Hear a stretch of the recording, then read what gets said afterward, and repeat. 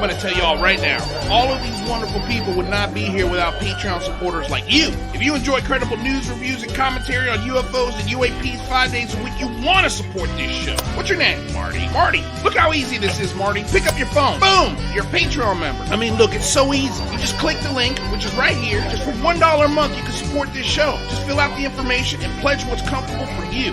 It could be $1, $5, $10, or who knows. Just support.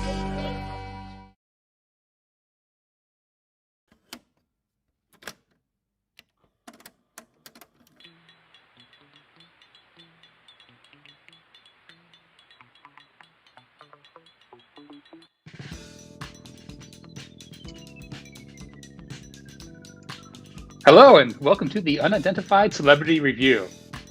We're about to start this show's 300th episode. Now, I'm extremely grateful for this growing snowball that hit me and absorbed me somewhere down the line. And I'm really grateful to all of you listening and in the live chat who choose to be rolled up in this too. But of course, I'm most grateful for Lou, the creator and host here at UCR. You know, it's not easy starting a YouTube channel, especially making those first dozens of shows. It takes perseverance and talent, both of which Lou has in spades. And more than just create this wonderful community, Lou has inspired me through the Big Phone Home events. We now have proof that our representatives don't immediately trash correspondence related to UFOs. They are responding to our calls. And it keeps getting better here, and the team keeps growing. Michael, myself, Daniel, Jane, and of course all of you. So thank you, Lou, Michael, Jane, Daniel, everyone who enjoys when things get a little weird here at the Unidentified Celebrity Review. And, let's not delay this celebration any longer. Let's welcome the man who's responsible for all this madness, Luis Jimenez, and his esteemed co-host, Michael Mataluni. What's going down, yo? Hey guys, nice happy 300. Intro. Happy 300, man. Here we are. Between two shows we have done, let's just be honest, we've done over 300 shows. It's like our 302nd show. But we didn't get to celebrate 300. Happy 300! Very long road for you, Lou. Bravo to you. Oh, man. When I looked at it, I was like, because I saw Witness Citizen had hit 300. I was like, man, if he hit 300, we gotta be pretty close. Because I think he started his channel this year, but sometimes he does two shows a he's day. A machine. He's a machine. So when I counted, I was like, oh wow, okay, we're actually almost there. So yeah, thank you boys for being here. I truly appreciate it. Mike's gonna be here for the first hour. We're gonna have guests popping through the day, so get ready, gentlemen. Who knows who's going to pop in? Jane should be here, right? We sent an invite to Jane, right? I sent it in our... Yes, she saw it. Okay, cool. She saw. She should be here any minute. I was just thinking about, as Rather was doing that opening, I was just thinking about Rather's origin story with UCR. Like, I wonder how many people are here who don't know Rather's origin story with UCR. Basically what happened, well, I'm going to go ahead and tell you. Well, hold on a second. Because look, we haven't done a couple things. Then the first thing is we got to introduce the new member of the team officially. And of course I'm late. Of course you are. That's perfect. That's so UCR. Hello. Good morning. Good evening. Good day. Sorry to cut you off, Jane. Happy 300. Glurp had a baby. Glurp had a baby. I hope we get a Glurp sighting. We're working on it. All right. Good morning, good evening, good day, good afternoon, and aloha. Welcome back to the 300th second episode of the Unidentified Celebrity Review, your home for credible news, reviews, and commentary on everything UAP, UFO, science, and technology. What do you think of that, Michael? I love it. All right. I appreciate that, Lou. That's good looking out, my man. No sweat, dude. I think it's something nice to add to the show. I like it. We do that, right? So, before we get started, of course, I want to say thank you to the sponsor of the 300th episode, BlueMarlinChronicles.com, purveyors of the world's finest fishing tackle since 1995. I want to say thank you to DOS Tapes. They have provided the music for this show since day one, so truly appreciate you guys out there. Thank you, Kevin and Mark. More music's going to be coming soon. I know they're dropping an album very, very soon. So, of course, what's going on with the music? What happened? or I'm delayed? No, I'm delayed. It's cut. It just cut out. Still going in my head. It's still going in my head too. Is it? Mm-hmm. What happened? No, I mean like actually in my head. It's weird. You know what? There's no music. The volume went all the way down. Yeah, I don't know. I have no idea. Man, that's fine because I was just talking about him. Let's see what happens here. I think because I'm running a little slow right now. I think that's what it is. So you know what? We'll just kill the music. How about that? Of course, 300 show goes just like this. This is perfect. Tune into Bandcamp or Spotify if you really want to hear more. Exactly. Their Bandcamp and Spotify links are down below, so definitely check them out. Of course, the show's available about an hour after we air on your podcasts, wherever you find podcasts, Spotify, iTunes, we're available there. Don't forget to check out our Patreon. It's a great way to support the show. We are a public access channel. We're supported by viewers like you.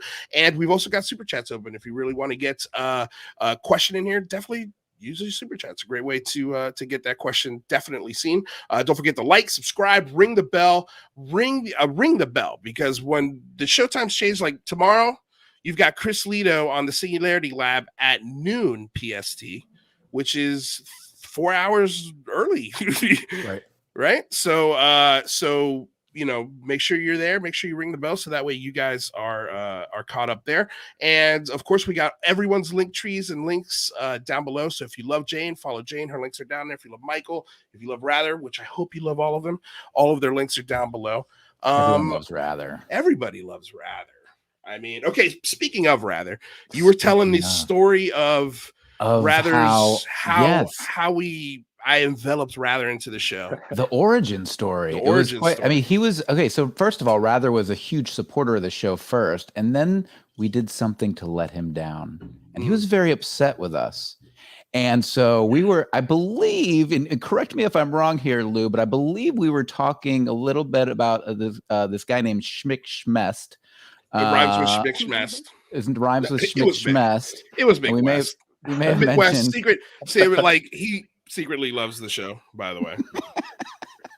I know he'll never admit it, but he's always in here listening. Aren't you, Mick? Mm-hmm. And so Rather was very upset with the way we were talking about Mick West. And so he was like, and I had never seen him like this because he's always so supportive and so energetic and so like backing us. And then he was just furious. He was flaming. We were like, you know what? Luis was like, Rather, you get in here. And ever since that day, so we all made up. And then ever since that day, Rather has been a fixture here on the Unidentified Celebrity Review, and I'm so glad he was so angry with us that we did that. Yeah. Once again, we have Mick West to credit. Yeah. Exactly. Yeah. Without Mick West, this community just stands still. It's just, there's no Rather. There's no Rather. No, there wouldn't be. I mean, yeah, we were. I mean, what was funny is when after Rather had made, I think, his second appearance, I told Michael and Alex, I was like, we got to get him on the show. He's got to be the third person on the show. There's just something about him because the first time I saw him, I fell in love with his face. I was just like, I need to see this You're face. Like, look at that cute face. Need to see this face every single day. And then we ended the show and I told them and they're like, what? I was like, I'm telling you, this guy is going to be a wonderful part of our show. He's super smart. He's got it. You ever hear of people having it? I remember he kept us on our toes during the Skinwalker Ranch stream because that's how I got to know you, Rather. And I was like, oh man, he's doing his research and actually looking stuff up after watching the show instead of just reacting like I was, admittedly. Oh, no, I thank you all, and I don't know if I have it, but I'm glad that I found a home here. This is a great place to be. You have it. Ask anyone. Yeah, ask anyone. It's true. Speaking of original staples of this show, let's bring on the man, the myth, the legend, the gentleman who's supported this show. The lovable. The second I said "Big Phone Home," he was like, "I'm in." And absolutely, completely just was the first blue check mark that retweeted and talked about our show. And I think is the reason why we have the fanatics that we do. And so without further ado, Mr. Jazz Shaw, how are you, sir?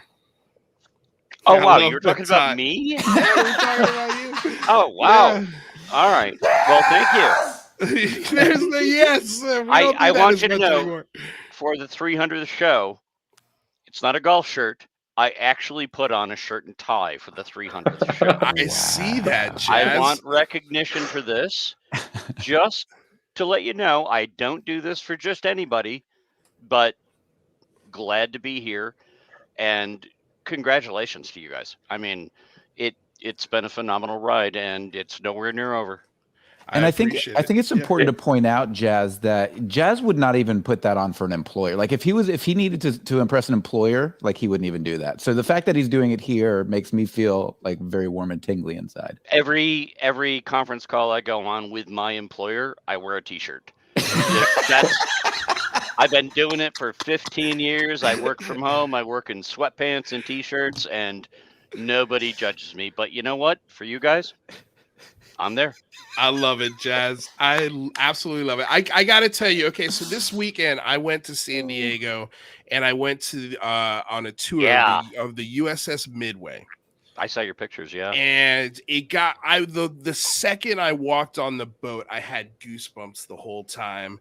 There was a presentation of the film of how the Midway got its name, and in a story told through a 3D hologram of a now deceased World War II veteran who fought and was one of the 7 of 52 pilots that came back from the squadron. And I mean, I was fighting back hard emotions, and I was there with my stepdad whose father was a huge influence on my life, a paratrooper in World War II who was in the airborne, landed in France, using clickers to communicate with other soldiers in the dark when they landed, literally saved the world.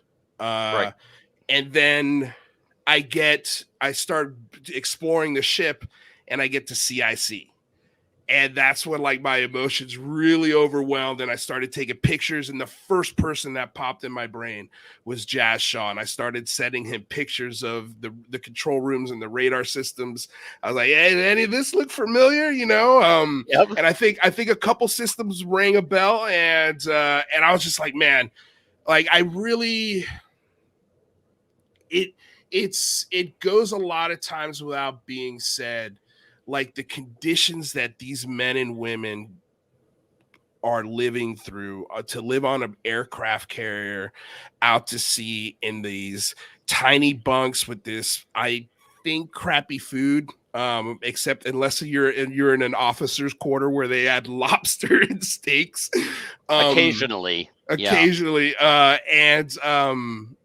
just the idea of you guys, like I'm thinking of, in the radar systems when they're writing on the board, the guy who's writing on the board is writing backwards, for the people on the other side of it to see with the coordinates and things like that.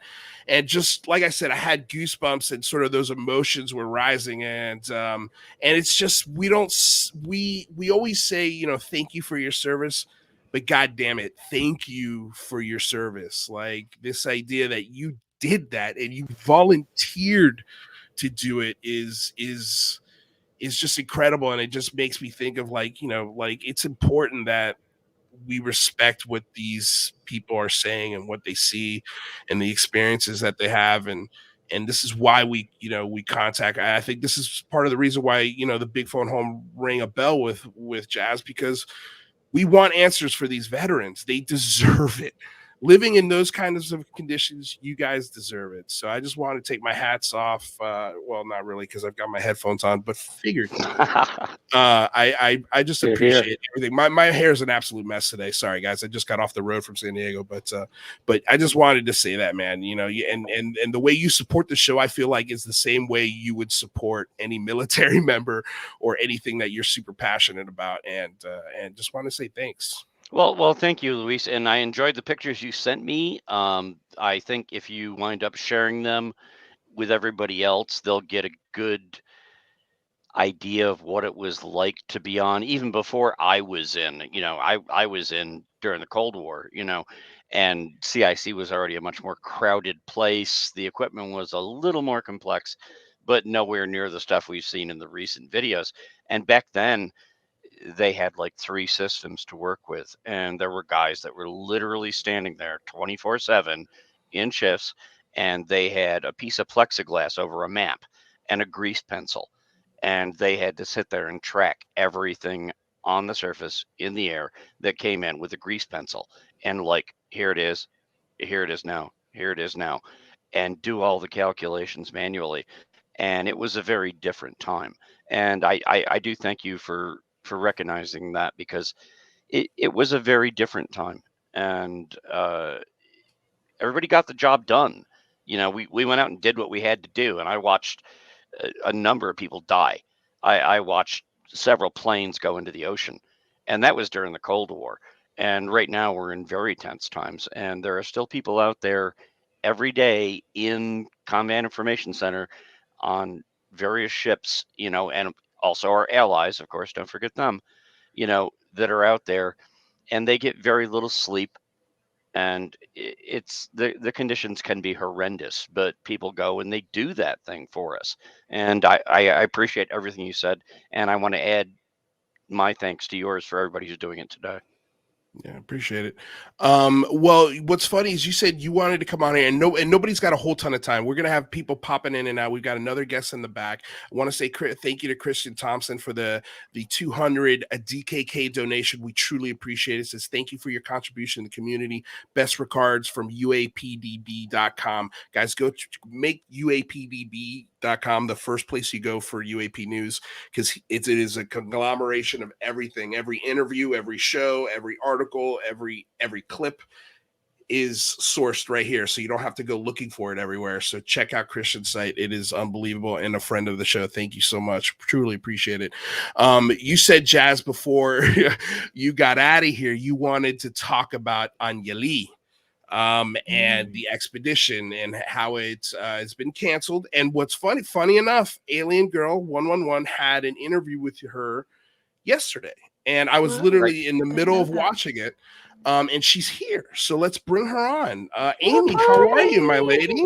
Hi, friends. I'm good. How are you guys? Amy. Doing well. Hey. Doing well. Curious. Congratulations. Totally. Thank you. Your interview. Congratulations on 300 episodes, though, you guys. Congrats. That's huge. I appreciate it. Thank you so much for being here. And Amy also just hit 1,000 subscribers, so congratulations on that. Wow. Yes, it means a lot. It's a I big love deal, it. I love it. And Amy, I think, if I'm not mistaken, Amy, were you the first female I had on my show?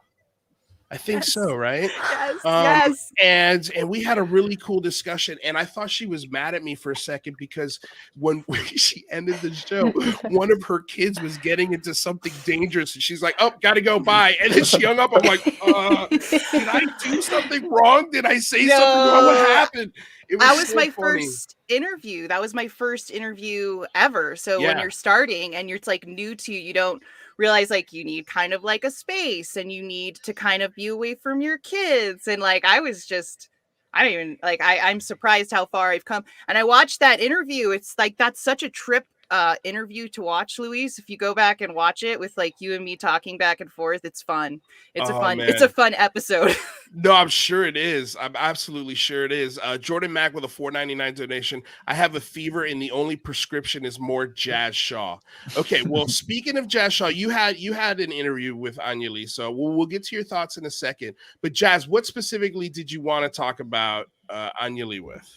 I really wanted to just address the fact that there were so many people that predicted that this was going to happen. And for those of you who haven't been following it, the expedition to go into the secret base under the mountain has apparently been postponed, I guess is the word that's being used, or the guy Wayne, who owns the property, isn't going to let anybody in there. And I was one of the cynics initially, who probably, if you asked me when this whole thing started unfolding, I would have been like, this is how this ends, you know. But I just wanted to say that over the last year, and we've talked about this on the show, I'm not going to bore everybody with it all again. My perspective has kind of changed because I've seen some weird shit in the last year, and I don't know if anything that she's saying actually happened. I don't know that. But if you asked me a year and a half ago, I would have been like, come on, lady, really?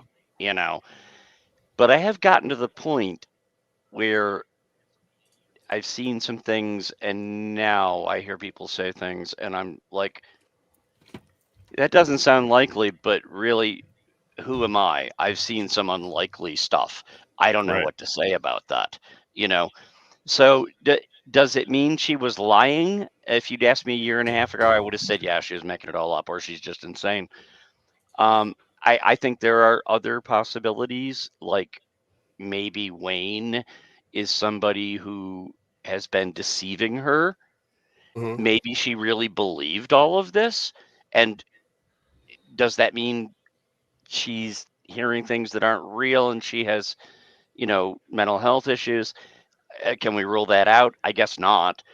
But at the same time, maybe she has been hearing things because there's so many stories by contactees,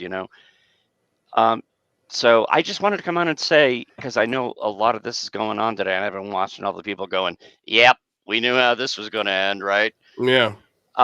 Maybe that's the case, but I'm not here to say, oh, this was all just complete crap, or it was a scam, or she's making money. I don't see anything where she made any money off of it, So I honestly don't know, and I think maybe we're getting to the point in the conversation about this whole thing where we can leave a little space to go, well, maybe let's wait and see. So that's my attitude at this point. Well, I gotta say, and maybe Michael, you could back me up on this, and then we're gonna get your response, Amy. If this was a year and a half ago, Jazz would have hung up at the mention of her name, I think. I absolutely. And I'd already be out offline. of the room. You'd already be offline. Yep. And so this idea Maybe that you less can't, than a year and a half. Well, Maybe less than a year and a half. Maybe less. But this idea that you can't teach an old dog new tricks is out the window for me. Well, when an old dog sees a Tic Tac, I mean, it starts changing some minds, But that's once you see the Tic Tac, man, it's like everything changes, Break Top with a $5 donation. Cheers on 300. You guys are great. I love you all. If Mick West doesn't show up to this shindig, he's dead to me. Boy, there's a lot of good jokes. That's good. I'm sure he's here. I'm sure I bet he's here. So Amy, I want to get your thoughts because you had a conversation with Anya Lee yesterday. So what do you think, my lady? Is that how you pronounce her name? Is that well, you know what? Yes. Okay, so Amy knows how to pronounce her name. I am saying Anya Lee because there's an N in there with a Spanish squiggly an Anya on there, right? And so I say Anya Lee. That's just the very little Latino coming out of me. But Amy, am I wrong on that? I think that's probably the most accurate way to pronounce her name. Yes. Okay. Anya Lee. That's one I think you could just roll off your tongue and she'd be cool with, Yeah. Sounds pretty. Yeah. Sounds pretty. I think she had an experience for sure. An experience that obviously was powerful enough for her to travel all the way to Washington, D.C. and organize a press conference to get in front of, obviously, everybody here's heard about her story and her experience. She reached out and she got people to listen. We love to talk about what she's doing, what's up, how's Wayne's Mountain. And she's so open to whoever questions her. I mean, last night was great. We had a lot of different people with different perspectives on the show. Go watch the replay later. I won't get into it specifically. But a lot of critical voices were in the room asking her lots of deep questions about where's Wayne? Why haven't we reached the mountain? I'm ready to go. I've got my equipment. We've got the data, the research, a lot. Like, I mean, I know that there's a lot of different components of this story that And she just was so open and so honest. I think she's being honest. How about that? That's fair. I mean, you've talked to her. Yeah, I think she's being 100% honest. Like I'm sorry. No, in terms of what? I'm sorry. I didn't mean to cut you off. I think she's being honest 100% in terms of her own experience. Jane, rather, Michael, any thoughts? Well, I could just say from a personal experience. So I remember having a witness come to me with some really incredible footage. And I still believe to this day that when that witness sent me that footage, they thought it was real and they sent him to me sincerely. We were going to go drive out to talk to them. It was hours. Texas is really, really big. So it was going to be a whole day to go get to this witness. She cancels last minute. It did turn out that footage was a hoax. We were able to prove it by other means, and we, dodged that bullet. I believe that witness was sincere, though. When they talked to me, and that they thought the footage was real at the time.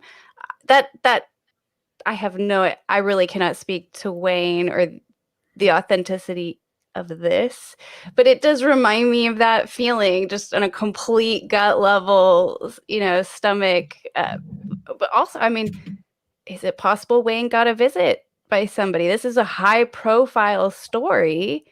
And if all of this is true, is it possible that somebody got to Wayne and, somebody doesn't want this trip to happen? So just my tinfoil hat's over there, but just to throw that out there. Michael? Amy has talked to these. I'm sorry to interrupt. Yeah. Does anybody know Wayne's last name? World. Yes. I know Stephen Cambion does know the last name, and he called multiple different auto body shops in the city that he was in, and kind of just did some cold calling. And so I do know that name. I can DM it to you once I figure it specifically out, Jazz. Okay. Because I think it'd be a great help for everybody if somebody could talk to Wayne. Yeah. I think that there have been people who have talked to Wayne. I think Matthew Riot in the chat has reached out and talked to him. So I think that it is somewhat established that Wayne probably is a real character and that Angelique probably has some connection to this person. It's obviously a very far-fetched tale and it's hard to take it at face value. But, I do like to think that there might be some kernel of truth here. And I, kind of compare it to the Skinwalker at the Pentagon story, where there's also bizarre claims. Yeah, Skinwalker needs to be the hashtag for this show. Make it trending, folks. Sorry, rather, I didn't mean to cut you off. Well, I mean, there might be this. My kind of scientifical analysis is that if there is something like this going on, maybe it's a biological behavior modifying pathogen that's somewhere in the mountain that's covertly infecting people and making them see some weird stuff. So. Ooh. I still am intrigued by the story. I'll still follow it, but it does leave a little bit to be desired right now. Michael, I don't buy it. You don't buy it. Okay. That's fair. No. I want to be respectful because what I want to make sure is that we're always respectful of the person saying something. Like I don't think. Just because I don't believe what somebody else believes doesn't mean I believe that person should be ridiculed or spoken to in any disrespectful way. I just want to go to the mountain. And the biggest challenge I have is that I've got this amazing wife who just does not want me bringing home hitchhikers. Right. Whereas, for me, I used to be very much into this idea, this, kind of spirituality where, believing is seeing as opposed to seeing is believing. And, it's so hard because it's very difficult to validate anything like that. And so the idea that there are aliens in a mountain that conveniently are not being shown to us it's a stretch. But I'm with Jazz. Like I don't have the answers, so I can't speak from any sort of place of knowing, but it's such a stretch for me.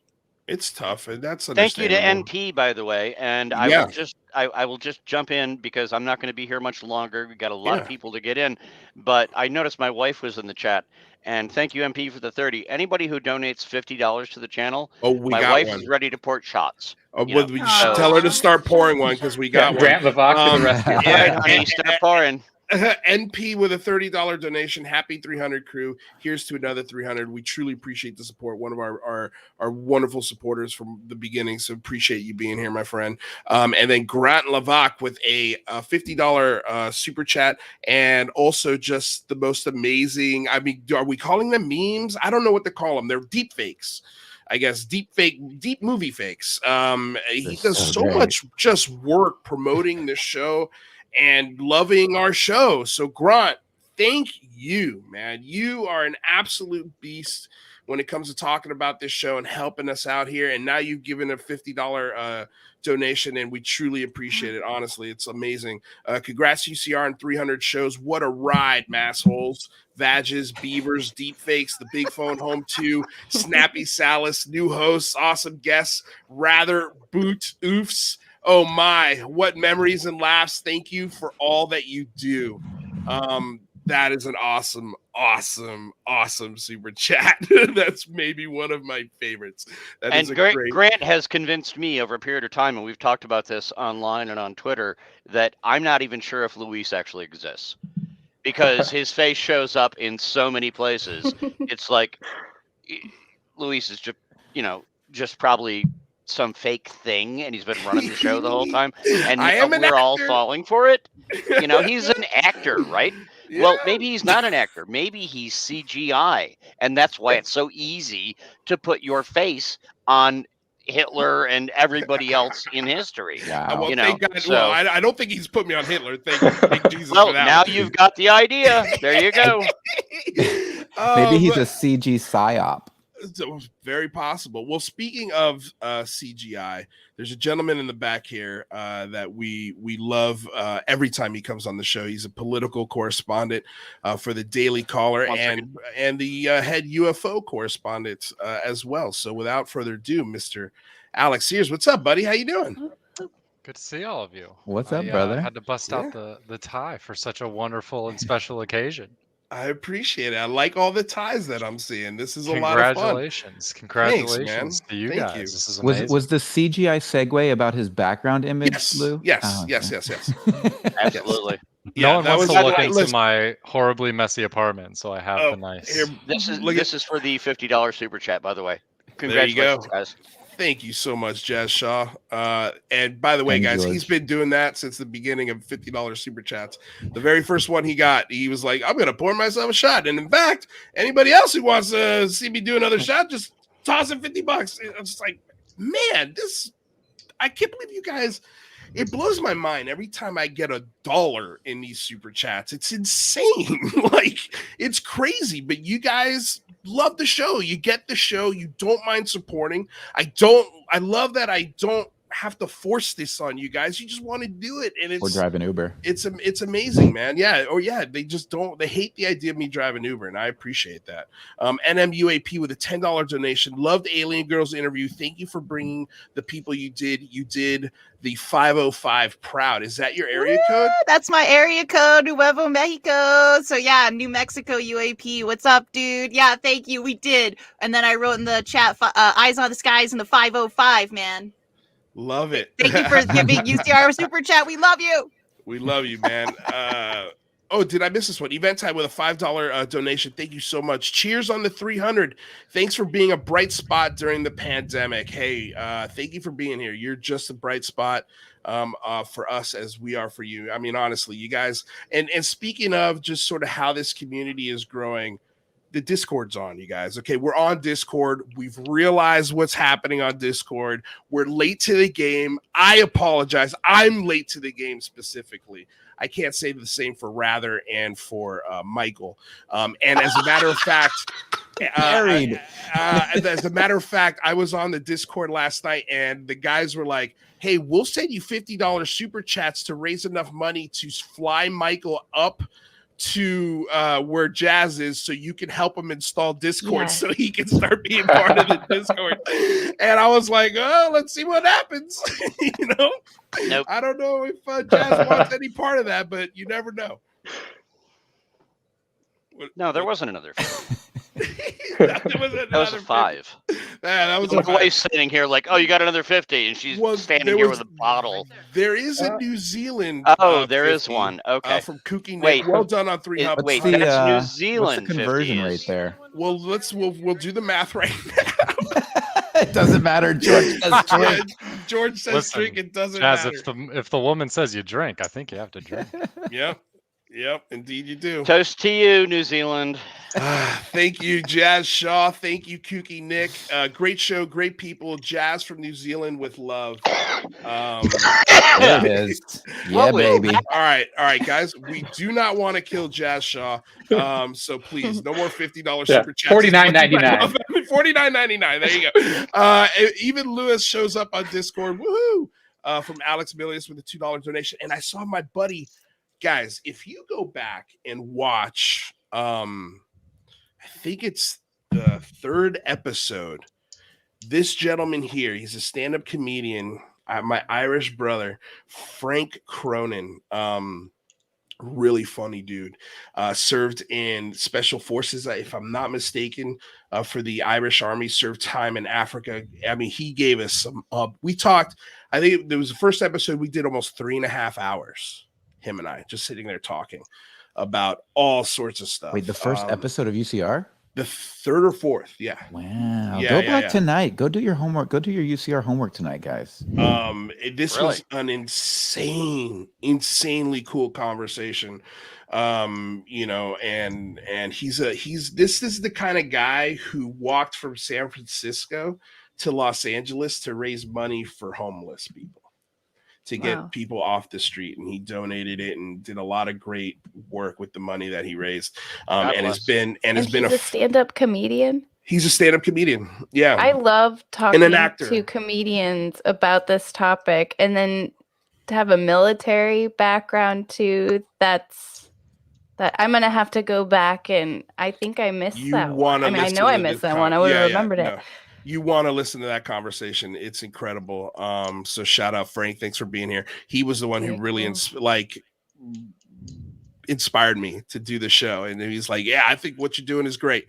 And he's like, just stick with it. And I did. And man, it's turned into something that I absolutely love with all my heart. So John Music with a $10 donation. Congrats, guys. What does that mean? WDYT? What do you think? Oh, what do you think? Okay, thanks, Jazz. See, like, I'm old, man. I'm old. What do you think about retired CIA officer John Ramirez's interview info drop with Jay from Project Unity yesterday? He talked about huge topics, including reptilians and how to do better FOIA requests. I'll be 100% honest with you guys. I just got back from San Diego and being an uncle for the whole week, so I haven't been completely out of touch with what's been sort of breaking. Does anybody have any thoughts on this? All right. I don't, but right. I got to get out of here and make room for other Jazz. people. By Jazz, the way, you. Your comments about stand-up comedians and your work that you've done, I want to say to everybody, I realize this isn't like UFO related. I tried once to do stand-up at one of those improv night things. Yeah. I've never been an actor or anything, but I will tell you, there's nothing more frightening in the world to me, or very few things, than being put on a stage with a microphone in front of your face and nobody else, and somebody going, okay, be funny. Yeah. That is like, it sounds like it's the hardest thing in the world. You know, I mean, I know you're an actor. You can go and be told to cry on command and do drama, and all of that's probably hard. I mean, you got to be able to do it. But to me, it seems like comedy's the hardest thing in the world. And I have the utmost respect for everybody out there who can do that. And Chris Plain, who has been on the show recently, has been a stand-up comedian, done stand-up specials and things like that. And listen to some of his interviews and have respect for those people, because man, when you're great, it's great. When anything goes wrong, Wow, it sucks. Yeah. So thank you. Congratulations to the whole you, crew. Jazz. I'm going to go make room for somebody else. And 300 shows. Guys, let's keep doing it. I love it, man. Thank you so much. Appreciate it. We'll see you soon, my friend. Chris Payne is so funny. I just watched the latest interview with him. I hadn't heard an interview with him. I'm sorry, rather, but the elf on a shelf rather be squitting idea. I want one of those. I want rather watching over my house, so it's totally a positive. The beauty of that is that rather in that image, rather is looking so naughty. You know what? How many private messages? How many private messages I've received since that Elf on the Shelf comic, being like, "Hey, do you guys need some help with this Elf on the Shelf thing?" I'm not alone. I was like, "Sure, if you can make it happen, go for it." He's like, "I'll see what I can do." And that conversation inspired me. My latest video I just dropped is about the interdimensional Santa. So yeah, it's all coming together. All right, well, we're going to talk about that before the show ends. Man, we've got super chats coming in like absolute fire. It's insane. And we've also got a really big guest in the wings. So let's go ahead and bring her up because she was also a big part of helping this channel grow and spreading the word and being gracious enough to grant me an interview with her. Miss Christina Gomez, who's had a wild 48 hours, but I'm glad to see that all is well. How are you? Well, first off, congratulations. 300 episodes, like a whole year, almost a whole year. Not there, but pretty close. And dude, you're gaining so much respect in the community. I mean, you are growing so fast. You have people backing you up, and you also have amazing co-hosts that know what they're talking about that other people simply don't bring to the table. So you guys deserve everything and so much more. I'm so happy to be able to know you guys. So when you guys get up there, like, don't forget the small people, okay? I'll try not to. You're amazing, Christina. We're gonna get to what happened to you yesterday real quick, and I'm sure the absolute just nerve wreck you were. I almost would love to have been a fly on the wall just to see what she was saying, what like her pacing back and forth. Like I cannot imagine. Sonic Gravity with $100 donation. Thank you so much, man. Bradley Voorhees. Okay, so we got a 3.5 pound of anti-gravity last week. Time travel is real. Aliens are possible, and there's no doubt that people from the future are walking among us. And that is a fact. That is a fact. Heard it first here. Yeah, you heard it first here. Unites us, UCR and the Singularity Lab unites us in spirit and collaboration. And that too is fact. Happy 300. Thank you so much. Thank you, Bradley Voorhees, for that. Those really awesome words, man. Appreciate it. We've got him coming on the Singularity Lab, not next week, but the following week, because he wants to talk about it. He's got some experimental results he wants to share, so we'll have him on yeah, I can't. Well, yeah, I've been wanting to watch the live stream that he did this over the weekend, but I couldn't. Again, doing some uncling, but man, thank you. That's really gracious of you. Rather, did I miss any super chats? We got another guest waiting in the wing. We're going to ask Christina about her experience, but did I miss anything? I don't think so. You got William Calamari with his 30th. You got John Music? Yeah, I think you're caught up. Okay, cool. I just want to make sure I don't miss anybody, you guys. I truly appreciate all the love. It is insane. So let's bring up someone who's waiting in the wings, and we're gonna start rotating some people here after Christina's story. But let's get TJ Allard. TJ.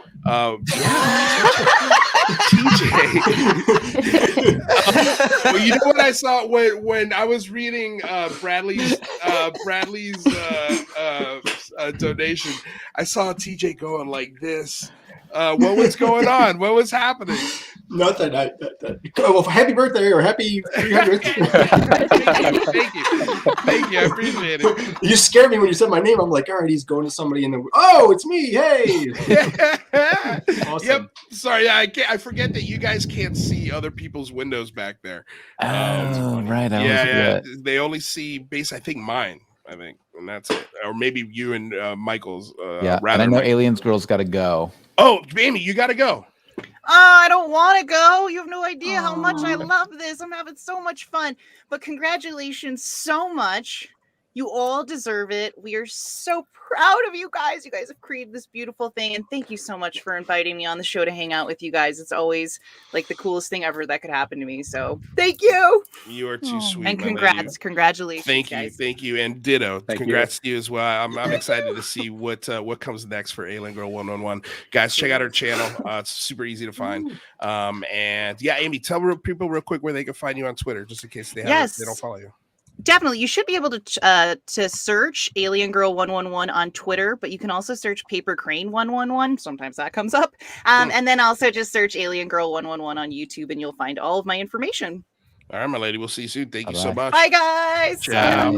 Oh, and I gotta say, for those of you who haven't been hanging out in the Discord, you should, because TJ Allard made an appearance there the other night and hung out in the audio chat, which is pretty dope. Which is cool. It was awesome. They actually went video on it.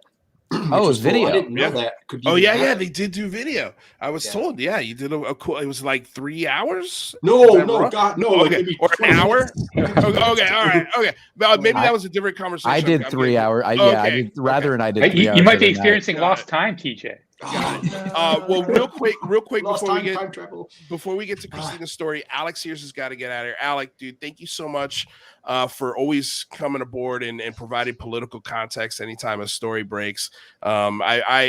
You're one of my favorite guys that comes on the show because you're so damn smart when it comes to the politics of this, because that's what you do all day. So appreciate you being here and spending the short amount of time that you did have. And yeah, is there anything else you'd like to say before you get out of here, my dude? Yeah, thank you so much, man. That's really high praise coming from you guys. I respect the crap out of you, Louise and Michael. You guys are running a tight ship out here. It's phenomenal to see. I try to watch your stuff as much as I possibly can, but we're dying out here. It's busy. I know it. But I do have to step out. So sorry. No, don't be sorry. Congrats on 300, guys. It's just what an accomplishment. Just everything you've done in this past year has been incredible and amazing, and just so impressive, really. Sad that I don't get to stick around and chat with you folks. It's been a while since I talked to everybody. We'll get you on here. I have a feeling there's going to be brain eventually. We'll get there. Man, he's got a fun brain to pick, but I'm sure we'll make sure to make that connection happen. And also, I know I'm going to be seeing a lot more of you in the year 2022. That is for sure. Without a doubt, I think politically speaking, things are going to get very interesting here very soon. But again, man, thank you so much. Honestly, it's been a pleasure every time you're here. And the background is awesome. In the background is awesome. Yeah. Thanks. Quick Google search UFO backgrounds. Just nobody wants to look at like my messy apartment in the background, so you just got to key it out, and everybody has fun. Love it. Awesome, dude. We'll see you soon. Take care, everybody. Peace. Awesome. The latest leaked photo from Mystery Wire, if anybody is curious. Oh yeah, send it to Rather. Send the link to Rather in the private chat. I thought you were saying that. No, that background. Okay, got it. Sorry, I missed it. Sorry. Real quick, James Doyle with a $5 donation. Cheers to all of you. Your shows are amazing and help me get by. Happy for all of you. Congrats on 300. Hashtag 300. Hashtag UCR Discord. And we've got 300 episodes ago. Who would have thought that in 7 days, the director of the DNI, the director of NASA would be speaking about UAP at the Washington Cathedral? It's true. Like, I mean, I can tell you, like, I didn't think that'd be happening at this point. I didn't think we'd get to that point. And the conversation's changing, and it's gonna, like I said, I think the next 2 years are gonna be really, really interesting for not only the community, but for the people outside of the community. I think it's gonna start getting interesting. Akashi Chris with a $5 donation. Thank you. You guys are right there, man. Congratulations to you You're all. going to be right there when it all happens. That's kind of I think so. I really do. So Christina, I've been saying we wanted to get to your story. So real quick, let's do it. So yesterday, you got hacked. It seems like. Yeah, at 4 a.m.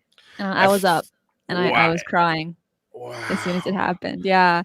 And then as soon as it happened, I'm like, okay, maybe it'll just pass. Maybe it's just a mistake. But then a few hours happen and I'm thinking, there's no way this is still happening. So I'm like furiously on the laptop. I'm on the phone. I'm talking to people. I'm trying to be like, dude, what the heck is going on? And if you guys were watching yesterday on Mysteries with the History, I even called Jimmy Church and I'm like, Jimmy, dude, what's going on? Because the day before, his YouTube went out the last 45 minutes. It just went black. Wow. And I was like, no.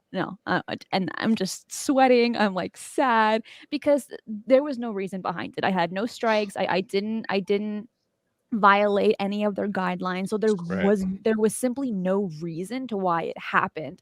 And that's why I was getting so flustered. Mm-hmm. So I mean, I'm not gonna go into depth of how it went behind the scenes, but let's just say I'm was bad. assuming it was something similar that happened to me, because the exact same thing happened to me, but thankfully I was able to take care of it without anybody knowing about it. So whoever did hack the account or whatever did happen, they never got the satisfaction of knowing, which I kind of feel good about. But I was freaking out behind the scenes. I mean, you could ask Michael. I was like, what's going on? How did this happen? Why would YouTube? Because the same thing with you. I had no strikes, no warnings, no nothing. Anytime there was a dispute, I always won it. Like it was everything was on the up and up. So it was very confusing. And if you go through the YouTube email process, they're very cold. They do not answer, and it's understandable because there's millions and millions and millions and millions and millions of YouTube accounts, and they just don't have the staff to check every single one, and they rely on algorithms to just with the channel, and it's a terrible algorithm. It doesn't work. But in your case, I think you got hacked, right? So like they were just doing shady stuff to make your channel get that red flag, so it hit that algorithm.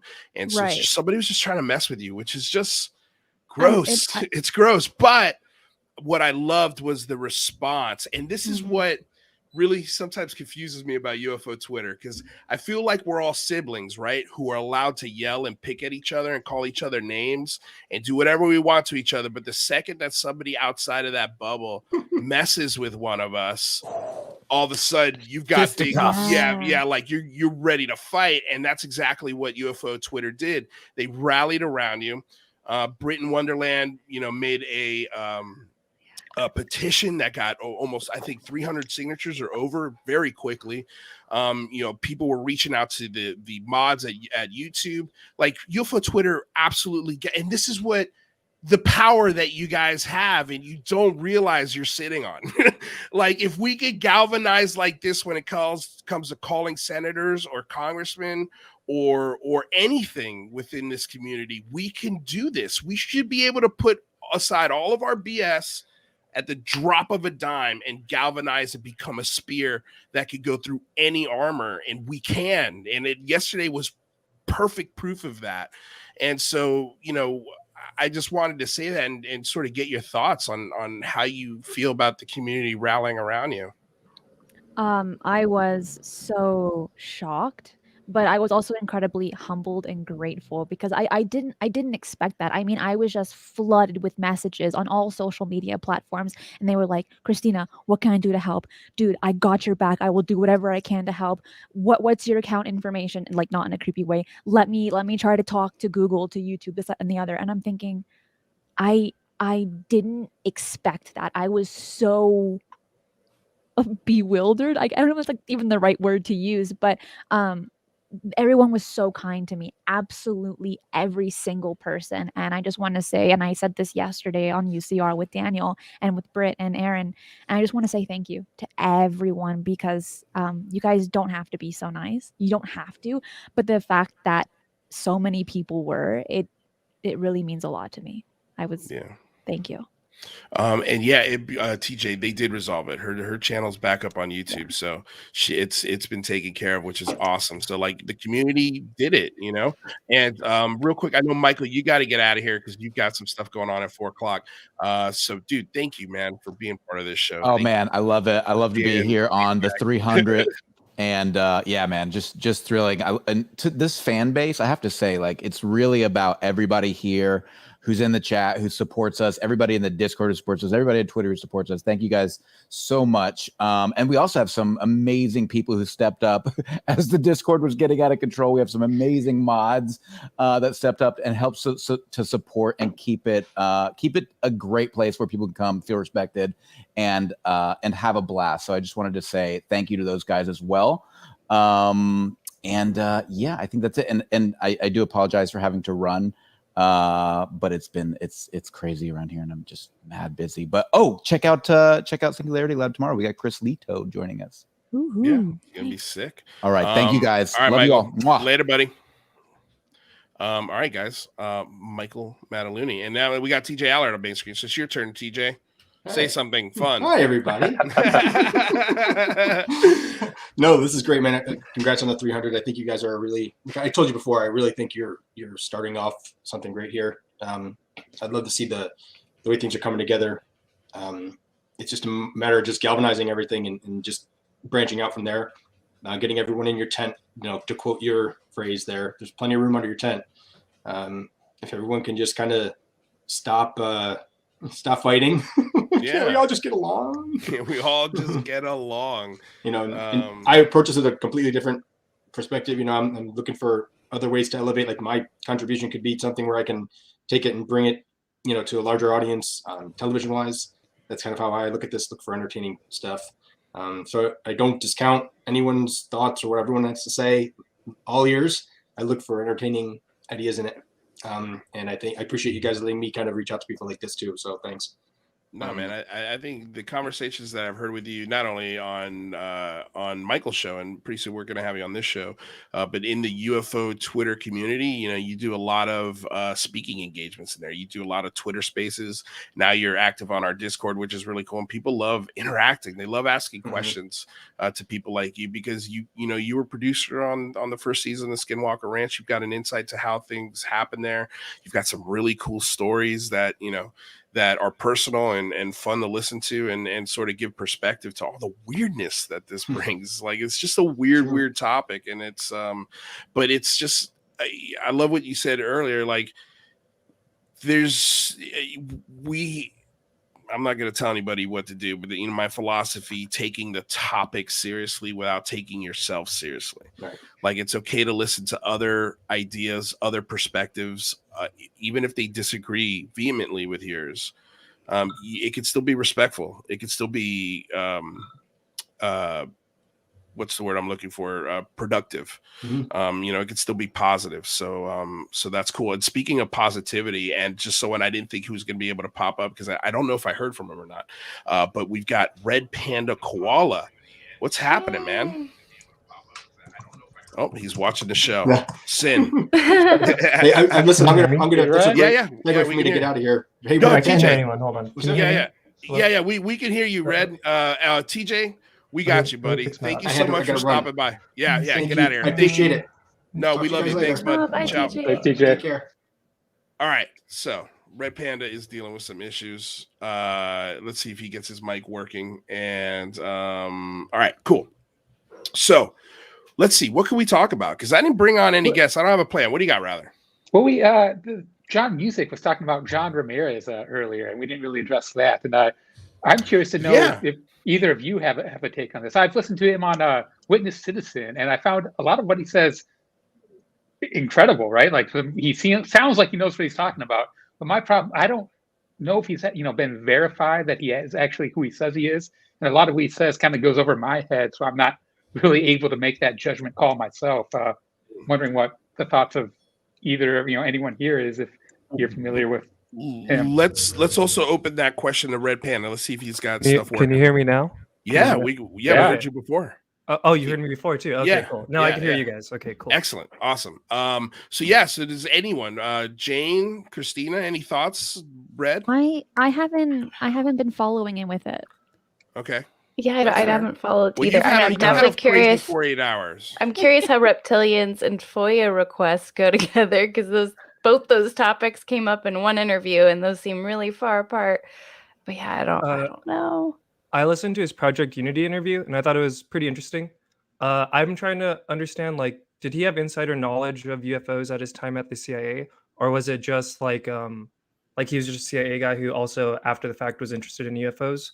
So that's what I don't really know for sure yet. But he seems like really knowledgeable, and I recommend people listen to his Project Unity interview and his Witness Citizen one. Some good info. I just don't know where he's coming from with it.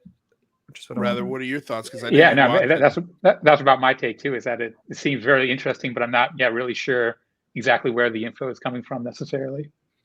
Teresa Borns with a $10 super chat. Congratulations on your 300th episode of the UCR. Thank you so much, Teresa Borns, for the super chat and for the love. We truly appreciate it. And I saw also that one time I got abducted, the podcast is here. So hello, ladies, Bree and Jamie. If you ladies are out there, thank you so much. So I mean, I guess, where did this guy come from? Like, why is he coming out now? Does anybody have sort of why are we talking to him, I guess? As far as I know, his first interview with a witness citizen, I don't think that he was really much of a figure before that. I know that he's kind of new to Twitter and new to the whole scene, but presumably he's an ex-CIA agent who maybe has some insider knowledge. He seems very knowledgeable about ex-CIA agents. They don't exist. Yeah. Well, Sean, I sent Sean an invite. I know he's spending time with his wife, so he may not be able to make it today, but if he does, maybe we can ask him if he pops in. And here's maybe a more general question. If there is someone who comes up to you and is telling you that they are an ex-CIA agent, how do you even begin to verify that? Can you write the CIA and ask them, is this guy remote viewing? Agent? I think you can ask him for things like pay stubs. You can ask for, security badges that maybe he got to hold on to. There's a couple things you can ask for. That he can provide, but I'm sure those can be fake. But at least with those, you can go to whatever department it was or whatever and say, hey, can you confirm for me whether or not this person worked for you? I don't need to know any history, just whether or not he was actually there. I'm sure, almost like what George Knapp did with Bob Lazar when he checked the phone book directory. I don't know if phone book directories are still a thing, but I'm wondering if there's a company directory somewhere online, maybe where you can find these things or an office that could confirm those are real or not. I mean, Sean's a pretty damn good researcher. That cannot take that away from him. So I would assume, he probably went into that and asked those questions. Same thing with Jay. Jay does really, really great work. So, I have to listen to the interviews. I can't, I don't want to give any opinions here because I've been uncling for the last week. So I kind of missed all that stuff. But I did catch up on, most of, Alien Girl's interview with Anya Lee, and we didn't really dive into it too much. And I kind of wanted to talk about that a little bit because I had some thoughts. I'm with Jazz and I'm with Michael. Like, on face value, I don't believe it. Like, I'm just gonna be honest. I'm open to it being true. I would eat crow if I'm totally wrong. My biggest thing is she explains these things as light beings. She doesn't even call them aliens. So this idea of them coming on a ship, I don't think is something that they do. I could be wrong. I would love to ask her specifically. But the description is, it just seems like there are these things that can manifest wherever they want. For me, if that's the case, why do it in this specific cave, in this specific part of the world? Wouldn't you be able to meet those beings anywhere you wanted to? I don't know. I mean, what do you guys think about that? I mean, those are all the obvious questions. Go ahead, Rather. It kind of seems to me like she's kind of implying that she has conscious contact in some sort of ethereal astral plane, but that they are actual real entities in our physical environment, and that maybe we would have to actually go to the mountain to encounter them in that form. Doesn't make a lot of sense to me, but that's my understanding of what she's saying. What were you going to say, Jane? Well, I mean, those are all the obvious questions, and I think we're stuck in a loop or a time loop or whatever, where we do want to respect experiencers and not take away at all from what they've experienced. But we all need some more subjective evidence. So yeah, I mean, we all need to have, be watching a live stream of that trip to the mountains and see the light beings for ourselves, right, in order to truly follow along. And so I think if you are an experiencer or you are a witness, no disrespect, but I think you can't expect other people to buy your story until they have a similar experience or we get that subjective evidence. And so it's a two-way street. So yeah, it's disappointing that we're not going to get the live stream from the mountain.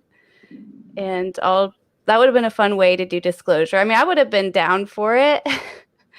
With all the positive folks we know that may have attended with her, but yeah.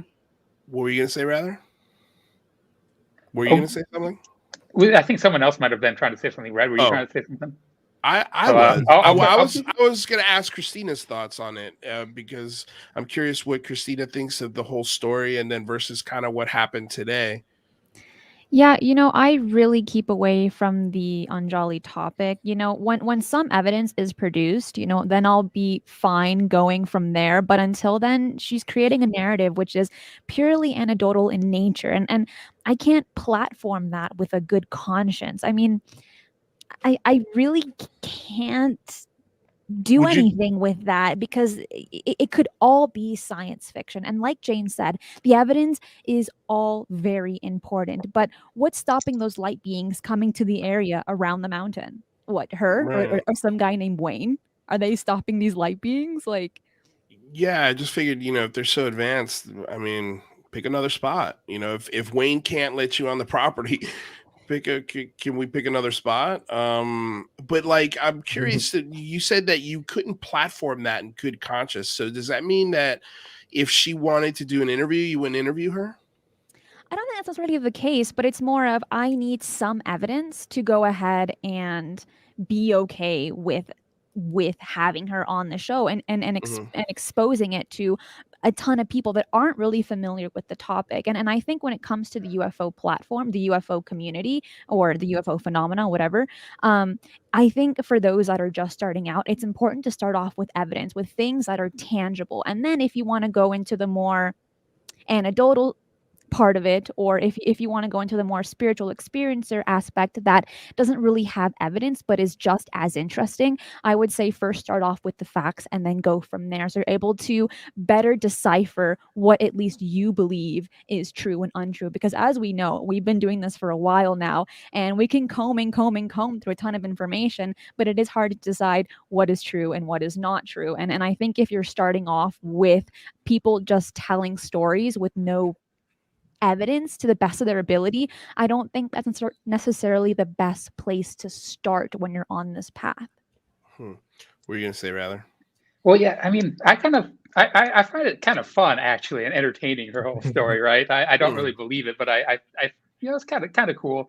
There is one part that does somewhat concern me, though, and that's when she starts talking about densities and that there's going to be a big change and that our current density of life is going to no longer be compatible with Earth. We're going to have to transform to these higher density life forms. And, when you start talking with language like that, it starts to be kind of, apocalypse kind of talk. And I think that starts to get a little bit dangerous, right?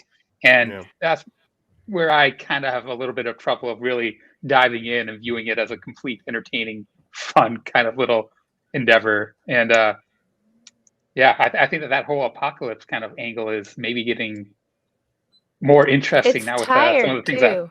I've heard. Yeah. I mean, I've been hearing that ever since.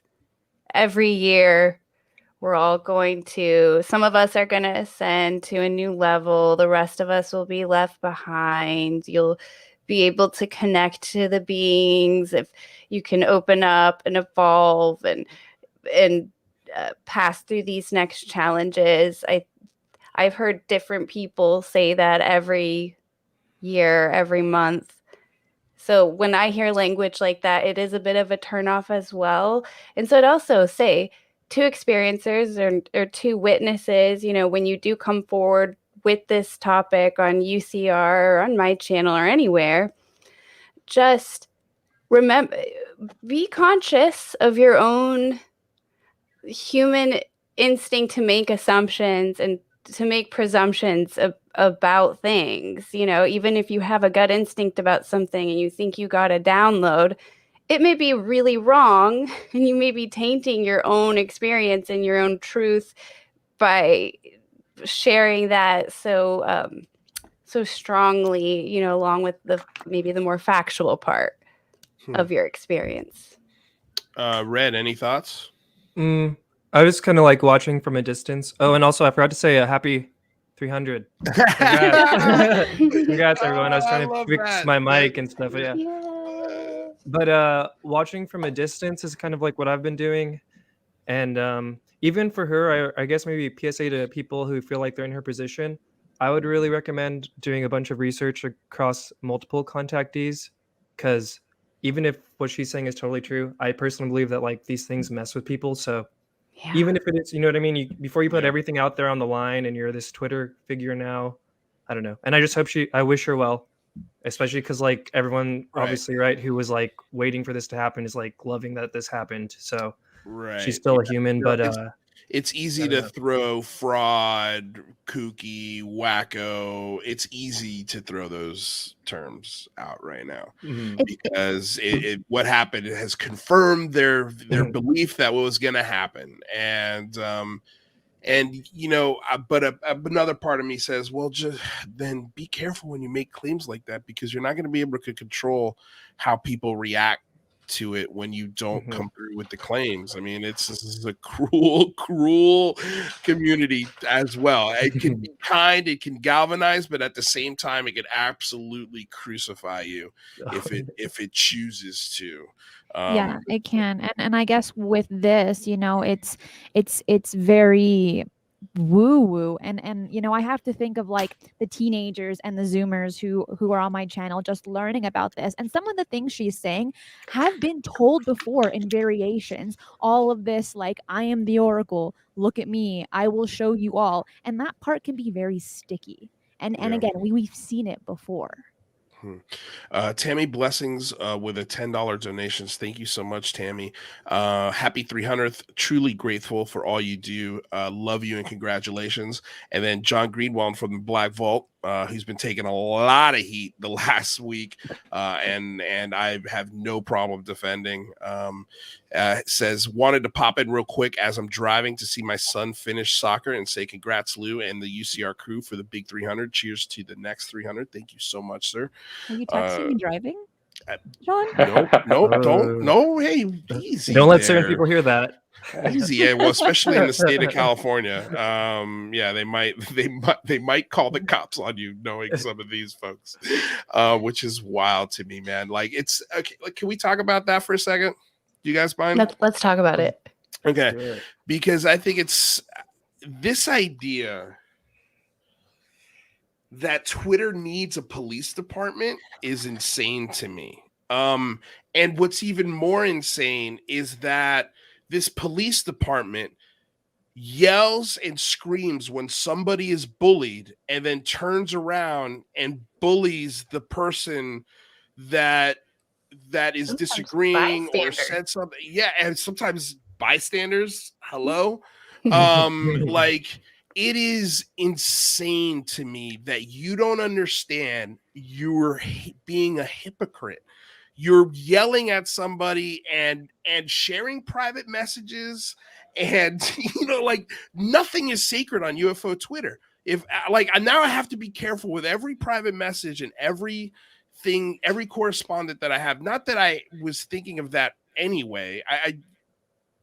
It's just like, man, somebody could take a screenshot, throw it up on Twitter, and take it out of context, and all of a sudden you're one of the isms or ists that exist out there, and it's insane to me. And for you to do that to a guy that does nothing but provide this community with data, good data, and good analysis of the data, and disagreeing with somebody and saying that you don't believe an aspect of something is different than calling somebody a liar. Those are two completely different things. And if you don't understand that, I don't know what to tell you. Like, it is absolutely mind-boggling to me that you don't understand you're being a bully while trying to protect somebody. I mean, it sounds more like the brown shirts than the police squad. Ooh. I think, when it comes to Twitter. Wow, that's That's heavy, spicy. heavy. That's very spicy coming from Christina Gomez. But you know, it's like any form or community out there. Everyone and everything is very polarized. Twitter is no different. Maybe a little more extreme, just a tad, but about the same as every other social media platform.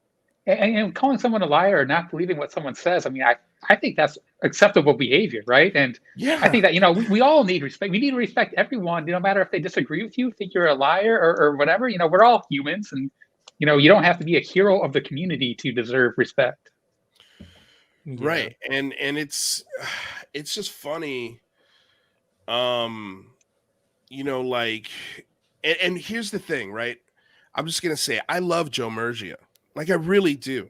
I think he does amazing, amazing work, and for free, you know, out of his own time, the amount of time that man spends. And I invited him to the show, and we're on good terms. Like, let's just be clear. I invited him to the show, and I says, come hang out with us for a few minutes, and I'm sharing a private message here. So, but this is a good spirit, right? This is just to let you guys out there know that you can still have a good dialogue and joke around and screw with people and twist them in the right way, but understand that it comes from a place of respect. Right. And so, you know, I wrote, you know, come hang out with us for a few minutes if you want to help celebrate. No pressure either way. I will always love you. That's what I wrote to him. And he goes, fuck off, Lou. Joke. Okay. With a big smiley face. And then he says, concert day. So I'm here most of the day. What did you guys celebrate? I don't know if he's busy, basically. But you know, this idea that, look, man, like, we can have, at least I want him to understand, like, I disagree with you philosophically on what you're saying here. And I think pulling up old tweets and things that are out of context and things that are saying, you know, you're saying somebody said liar and the word liar never comes up in anything that you said me. It's tough to defend that. And it's taking the topic too seriously and taking yourself too seriously. If somebody gets, like, Lou Elizondo is a perfect example, and I'm going to use this example because this is what has sort of been going on with this. Lou Elizondo, there's a guy named Joe. He's right here in our chat. Okay, this guy right here. Joe makes comics, and Joe's comics are edgy, funny. They've made fun of me. Okay, we pointed it out on the show. It was hilarious. They're funny because they're true. Okay, they're true, and that's what makes them good. And everybody in the community, not everybody, obviously he's got a fan base. I'm part of it. But there are folks in the community that hate this guy with a passion because he's making comics. He's making fun of the community. He's trying to add something that is way different than anybody else is adding out there. And I find the value in it. I see the value in it. And guess who else saw the value in it? Lou Elizondo.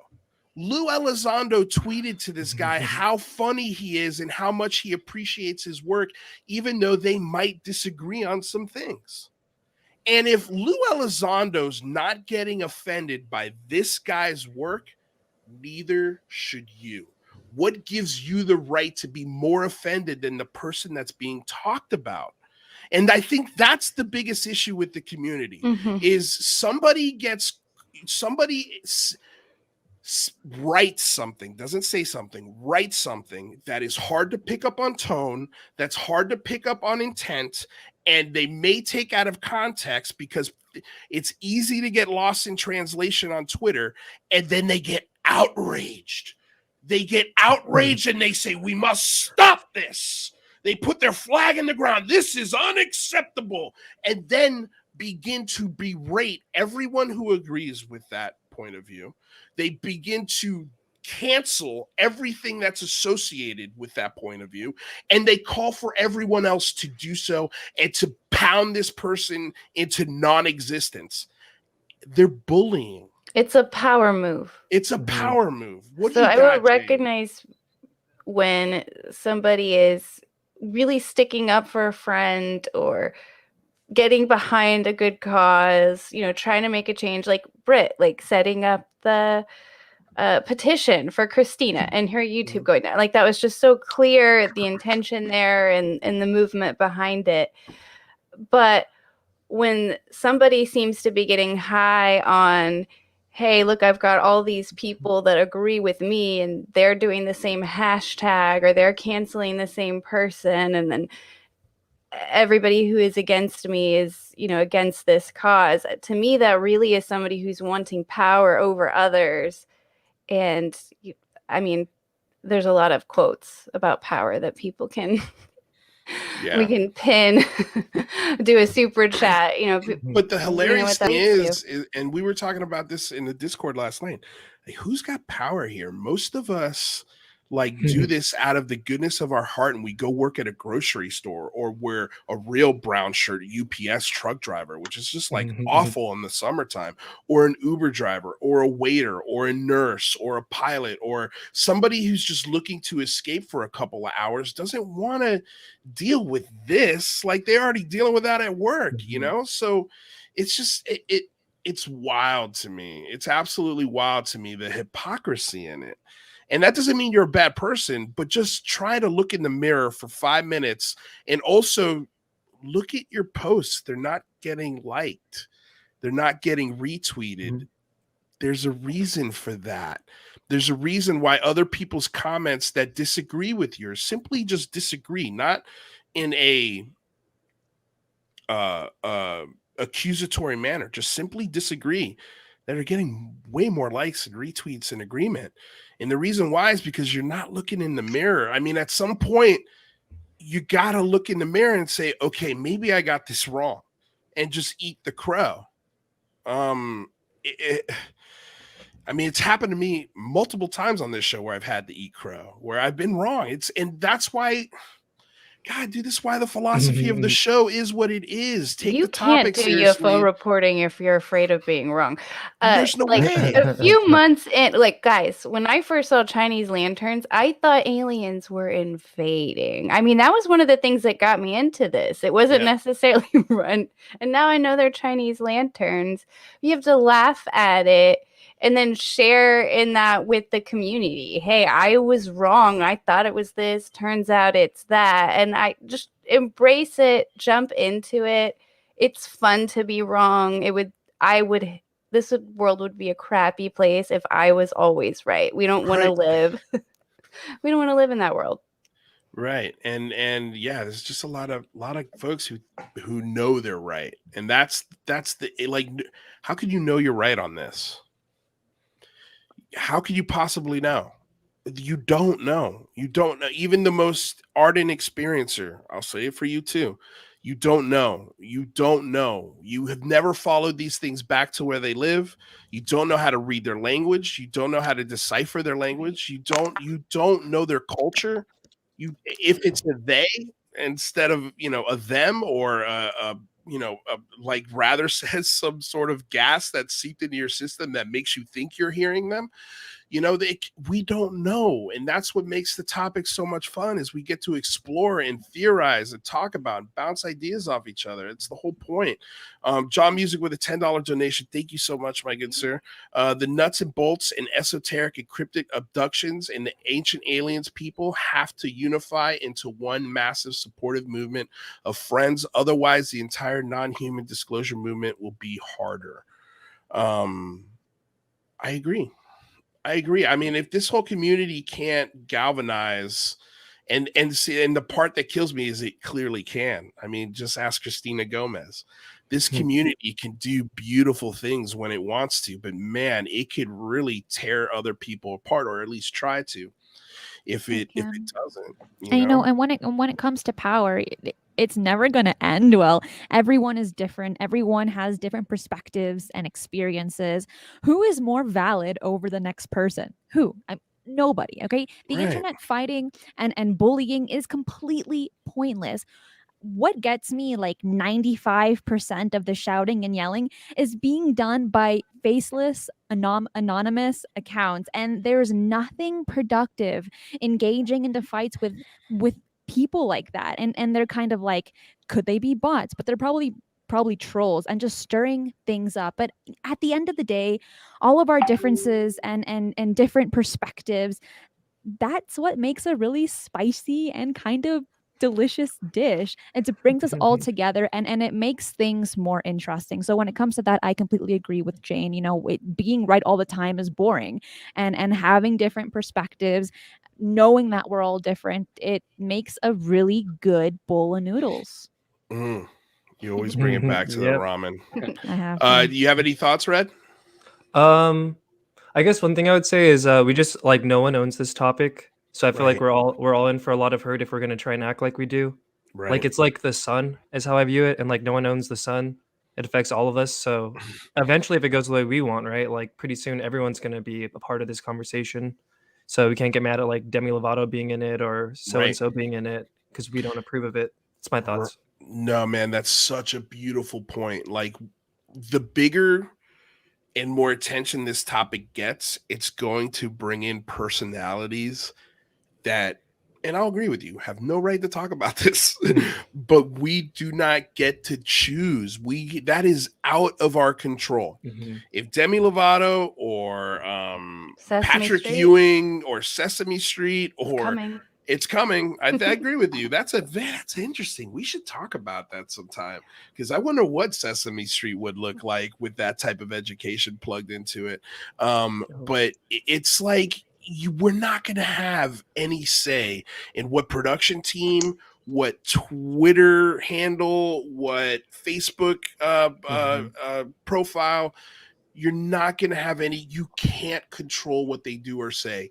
And this is something that I heard the other day, and I was just like, wow, that is the most futile effort I've ever heard, is this idea that you're going to get an account erased or canceled as if they can't just open another account. Like, you realize that, right? Like, if Donald Trump wanted to open up a secret account, he could do so. Or as if they didn't have real fans like Christina who will follow them wherever or rally behind them. Like, you can just shut that down. You can't shut that down. You can't shut that down, man. It is a waste of your time. It's a waste of your soul. And man, you're really angry about it. And I'm going to tell you, there's no happy ending for you. Like, if that's the thing that you're going to concentrate on, you're in for a world of hurt. You're in for a world of hurt. And I'm just trying to save you the hurt. That's it.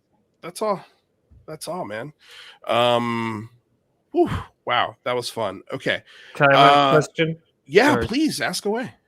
This is kind of like a little bit of a switch, because like it's the 300th episode. I was curious about you guys. Like, what have been some highlights for you? Oh, that's a great question. Rather, yeah, I saw your face light up. You want to go Rather's first? excited. Let's go. Big phone home too. I think that was a huge fun event. The Robert Salas Elizondo kerfuffle was. I was going to say that was epic. That was pretty good. I mean, for me, I guess it was when I had Martin Willis and Alejandro Rojas do the show and actually give me their time. They were the first guests on my show. When Ryan Sprague reached out to me and said that he wanted to be on the show, which I absolutely lost my mind when that happened. I was just so happy. And then, of course, when Lou Elizondo came on the show and how I kind of got that to happen. I think I was one of the first Twitter accounts to really be like, hey, I'm a nobody who met you one day and you came into my restaurant. Like, would you love to come do my show? And then all of a sudden, like the flood request, it seemed like, I could be wrong on the timing on that, but it seemed like after that, it was like, hey, anybody who's got a channel that he would talk to, he will do. And he did, and he's done, and he still does. I think he's the most gracious person with his time. He doesn't care how big your channel is or how many followers you have.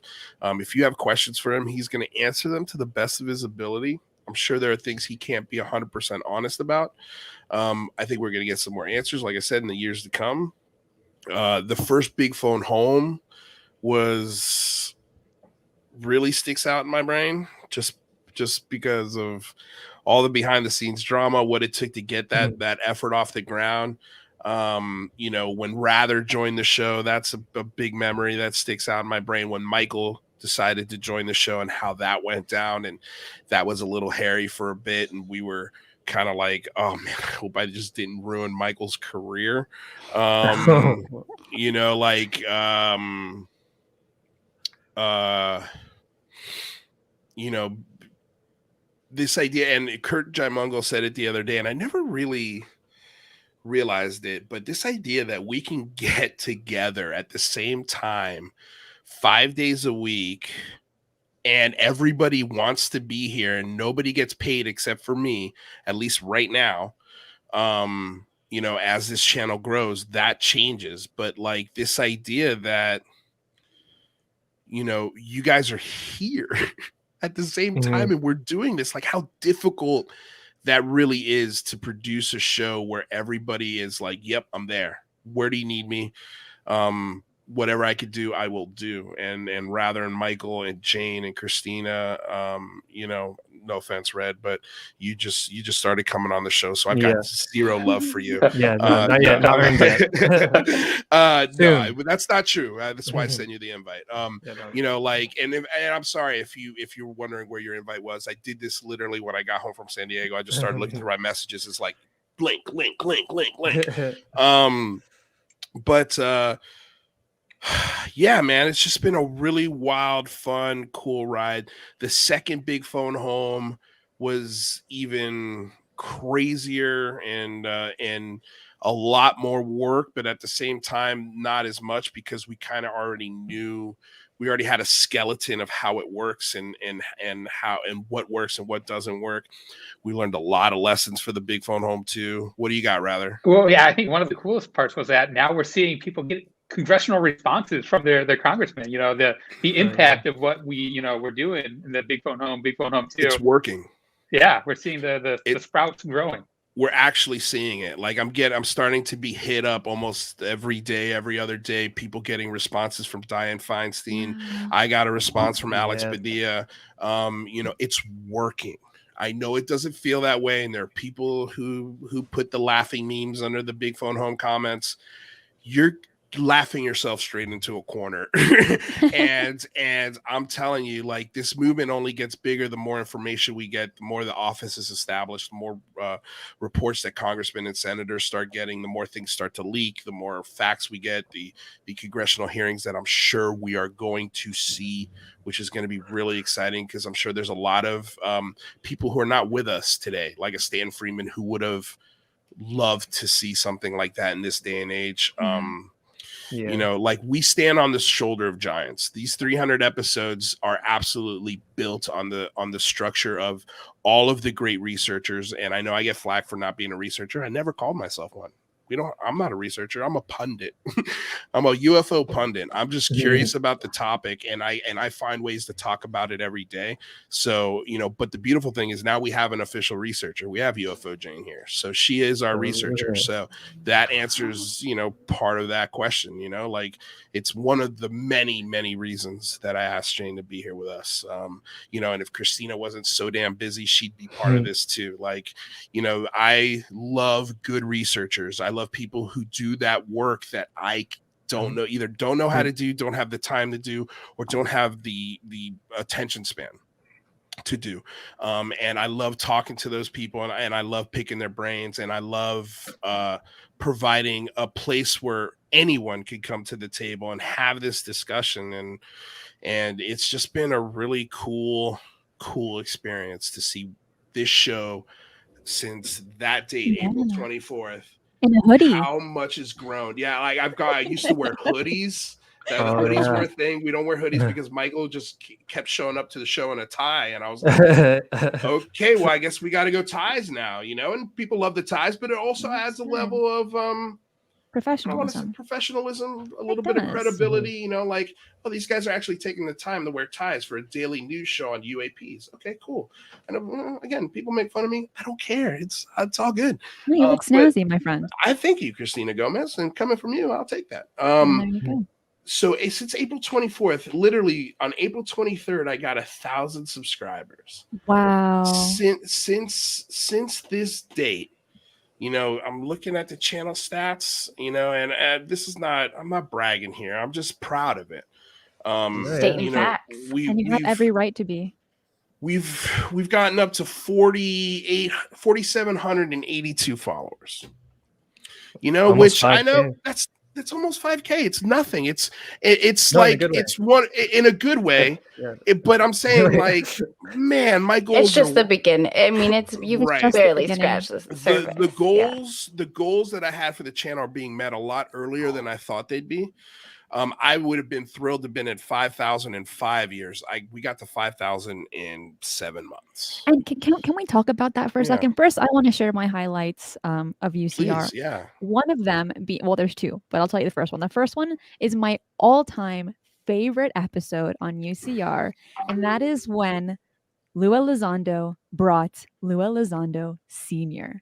And that show was not even related to the UAP topic, but it was really getting to know the family and getting to laugh and to hear analogies and like the grow up stories. And I think for people that have been following Lua Elizondo for the longest time and watching all of his interviews, sometimes you want to know the man behind the one that we see on camera all the time on all the news and media platforms. So that had to be one of my all-time favorite episodes. And then I think the second highlight is when you guys joined KGRA and being a part of a radio station. That's amazing. And I'm telling you, and I'm being so honest, you guys deserve it. And I think there's going to be a lot more to come for you. And I cannot wait to see what's going to happen in the future for you guys. I appreciate it, Christine. I think as you were saying that, I totally forgot about the Lou Elizondo's dad, which is crazy. There's been 300 episodes, but yeah, there's just been a lot of stuff that's happened on the show that sometimes I'm like, oh yeah, we did do that. We did talk to Lou Elizondo's dad for an hour, you know, and we're gonna have him back, and it's gonna be another great conversation because trying to get to know the person behind the story, I think, is important, you know, because it adds another layer to this beautiful 7-layer nacho dipping sauce or platter, you know, like it's delicious. What do you got, Rather?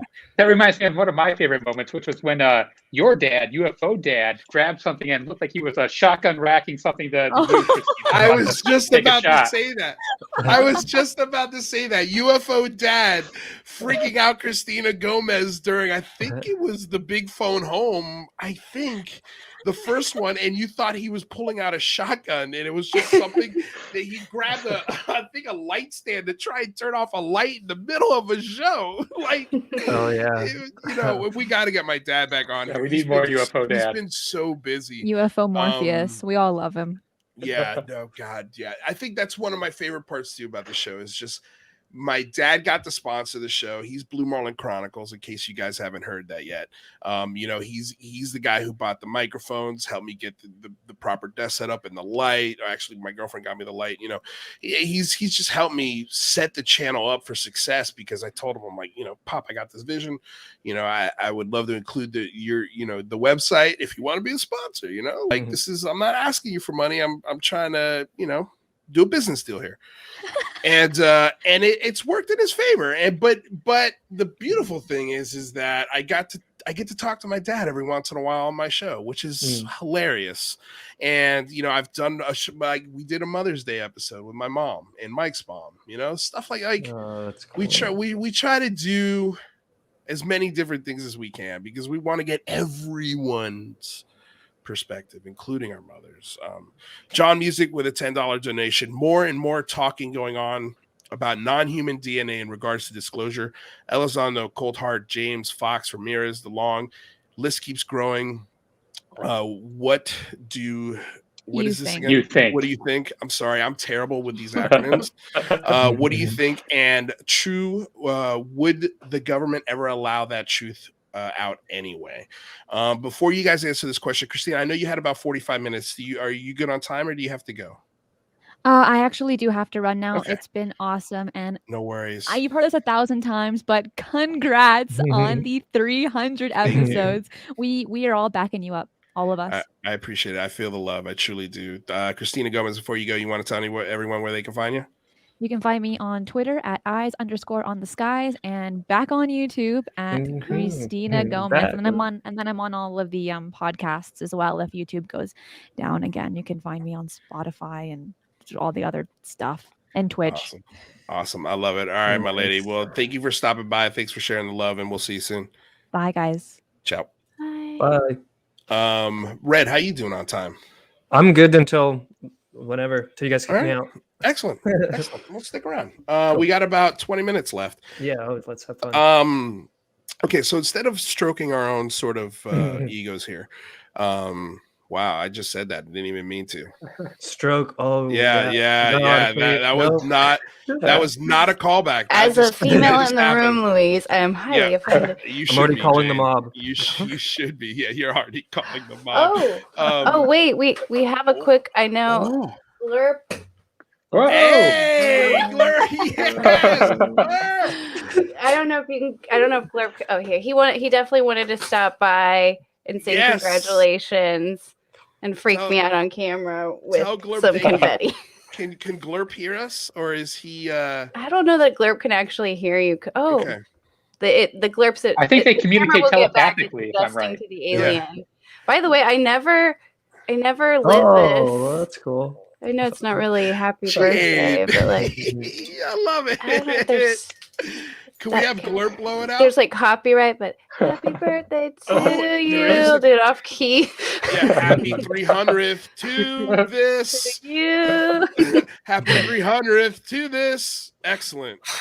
Love it, Jane. You're the sweetest. Sorry, I didn't mean to interrupt Red, but he only stops. It's very mysterious when he's going to stop by. So. Right. No, and his for jacket sure. is cool. Dude, he's Glurp has good style. That's why he likes Earth, because he likes. He's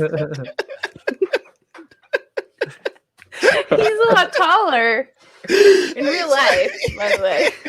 Okay, good. I was hoping you wasn't putting your kid in a Glurp costume. That would have been cool. Dude, I love it. I love Glurp. I love this guy that just gave a $10 super chat. He's a new friend of the show who had a really cool interview with Lou Elizondo. Oh, that's your puppy. I've never seen your dog. I'll have to put him out in a second, but I can't wait to meet Glurp in person. But Artisan Tony here with a $10 donation. Thank you so much, my friend.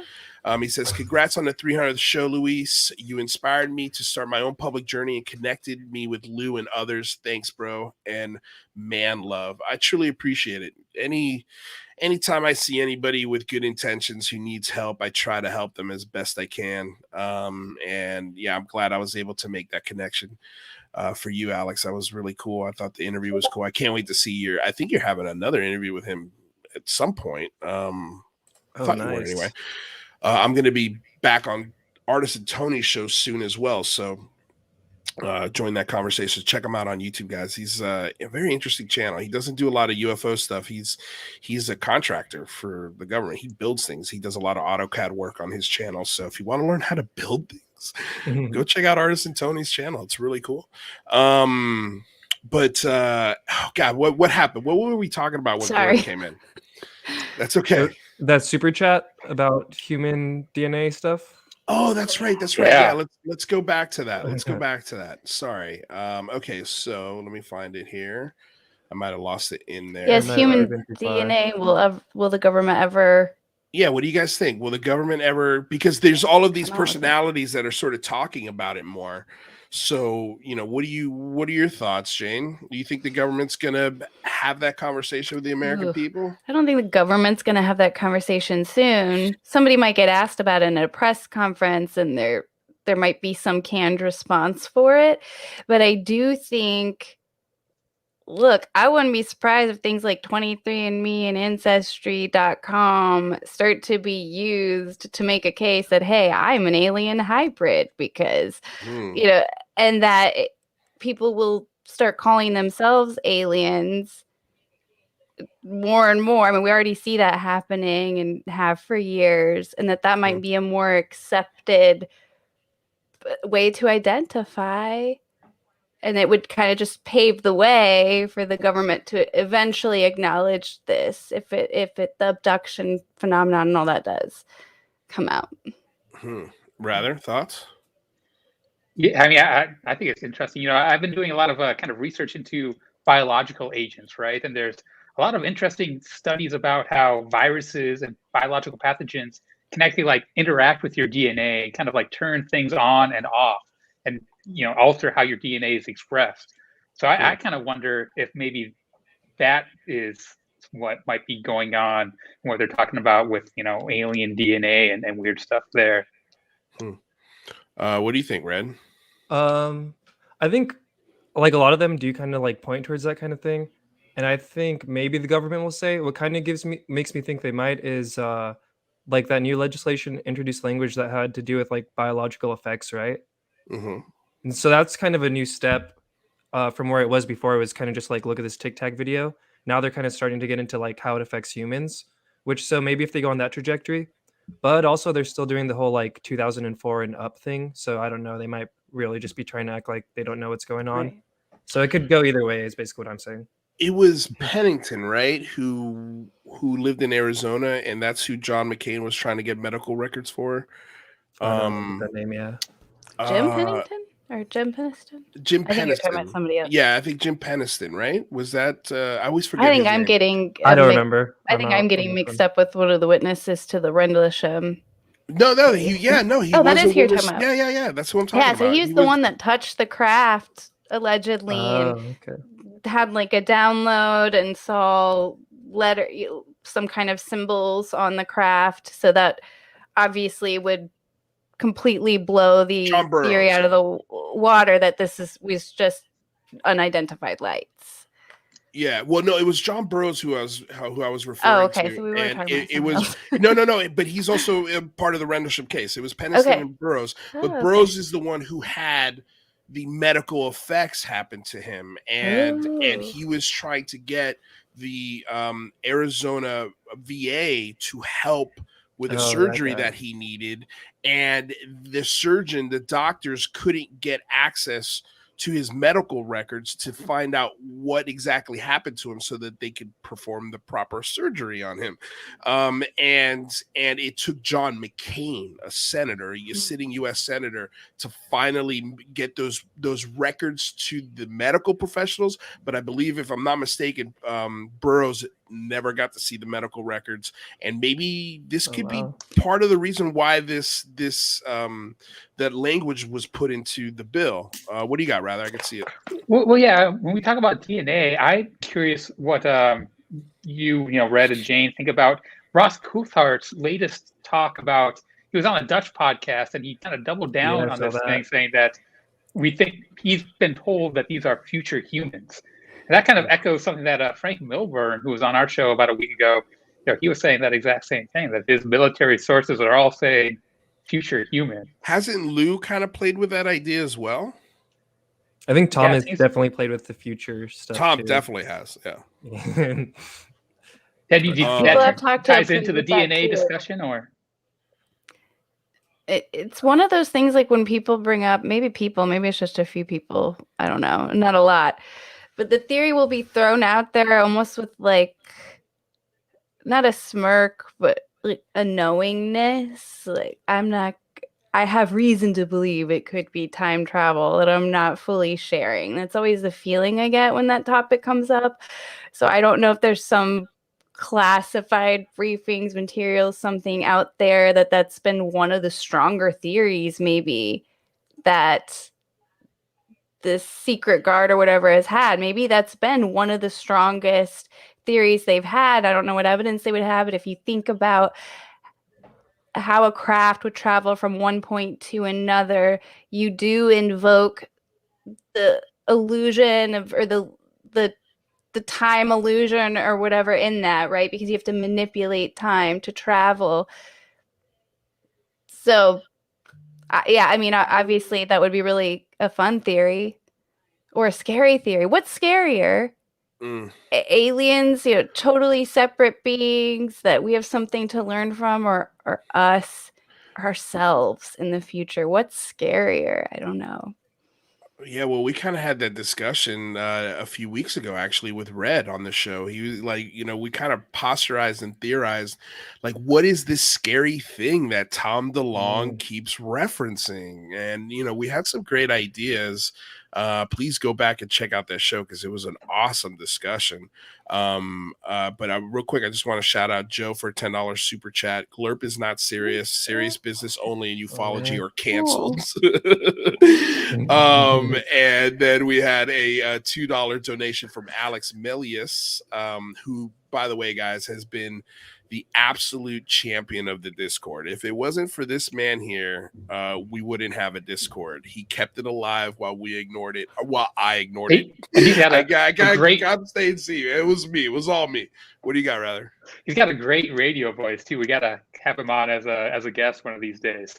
Oh, that would be great. Yeah, absolutely. I think that would be a lot of fun. I don't know if I think I heard his voice for a minute the other night, but he left early. But yeah, totally. And he says for $2, join us on Discord for an after show voice chat. So be there. I think I will try and stop by to that tonight if the lady lets me. But honestly, I'm exhausted. I'm so tired. Being an uncle is work. Like, it's a lot of work. Right. Playing football, taking them to museums, taking them the observatory. What was cool is my goddaughter, we were at the Griffith Observatory the other day, and we're looking at the periodic elements, and I told her, hey, did you know that we're made of stars? And she's like, what? I'm like, yeah, we're made of stars. Look at the elements in the star. Look at the elements in our solar. Look at all the elements. Most of these elements are within us, and vice versa. And it was cool to just blow her mind like that, what? I thought you were going to go straight to element 115. Yeah. This element down here. This element right here, this one apparently. There's a guy named Bob Lazar. Yeah, powers UFOs. 1989. Hopefully you'll tell them that in the coming years. Yeah, the little bit older they get. But I think I said this the other day. My sister, she's like, I found it so interesting because I did not expect this answer from my sister. This idea that she's scared of this topic. She doesn't really want to know more. She's okay with not knowing more. And I was like, wow, that's, she's a nurse. She's a head nurse at a hospital, really smart. And just this idea that Skinwalker Ranch really terrifies her. She couldn't watch the TV show because she wanted to watch the show to sort of listen to our review at the same time of it and sort of join along with the show. And she caught the first minute of it and she's like, nope, shut it right off. She's like, I don't want to hear about nothing following people home or spirits or ghosts. I'm about to go to sleep. I don't need none of that. I'm like, wow. Like, I had never thought of that show as scary. I've experienced that too. Like friends that I would talk about like every political or news thing about like in depth or whatever random thing was going on in the world. And then they're just like not interested in this. And then they've told me like, oh, it just really makes me feel uncomfortable. Cause I'm like, this is like pilots. Like I'm not, you know what I mean? These are kind of well-sourced things I'm bringing to the table. And they're like, yeah, it just makes me feel uncomfortable. I don't like to think about it. It's like, oh, crazy. Yeah, it's pretty wild. $10 donation from Invisible Night School. Congratulations on the 300th. Everyone check out the Discord, please. The photos and videos MUFON. Or release the photos and videos MUFON. I guess that's a message to MUFON. Did something happen with MUFON recently? Did I miss something? Or is that just a general comment? I think the only thing I remember recently with MUFON was, I guess, in Greenwald's whole expose, he was kind of making the point that all the MUFON data was going to the government. But I'd kind of thought that was already a thing, like known with that Bigelow was getting all the MUFON stuff. That's right. But that was the only recent MUFON thing that I could think he could be referencing. Abduction reports specifically is what I remember hearing.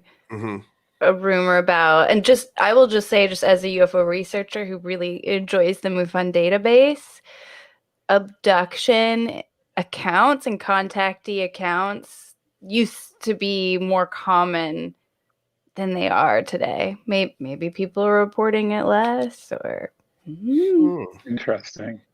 Yeah.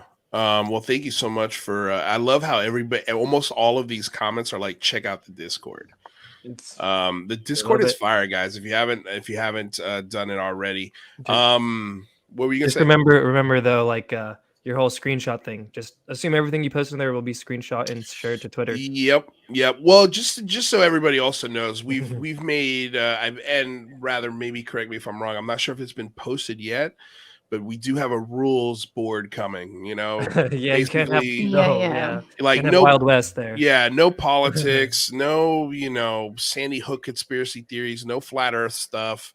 If you're going to talk about politics, it's got to be directly related to the UAP. Wait, topic. what if an alien abducts me and tells me the Earth is flat?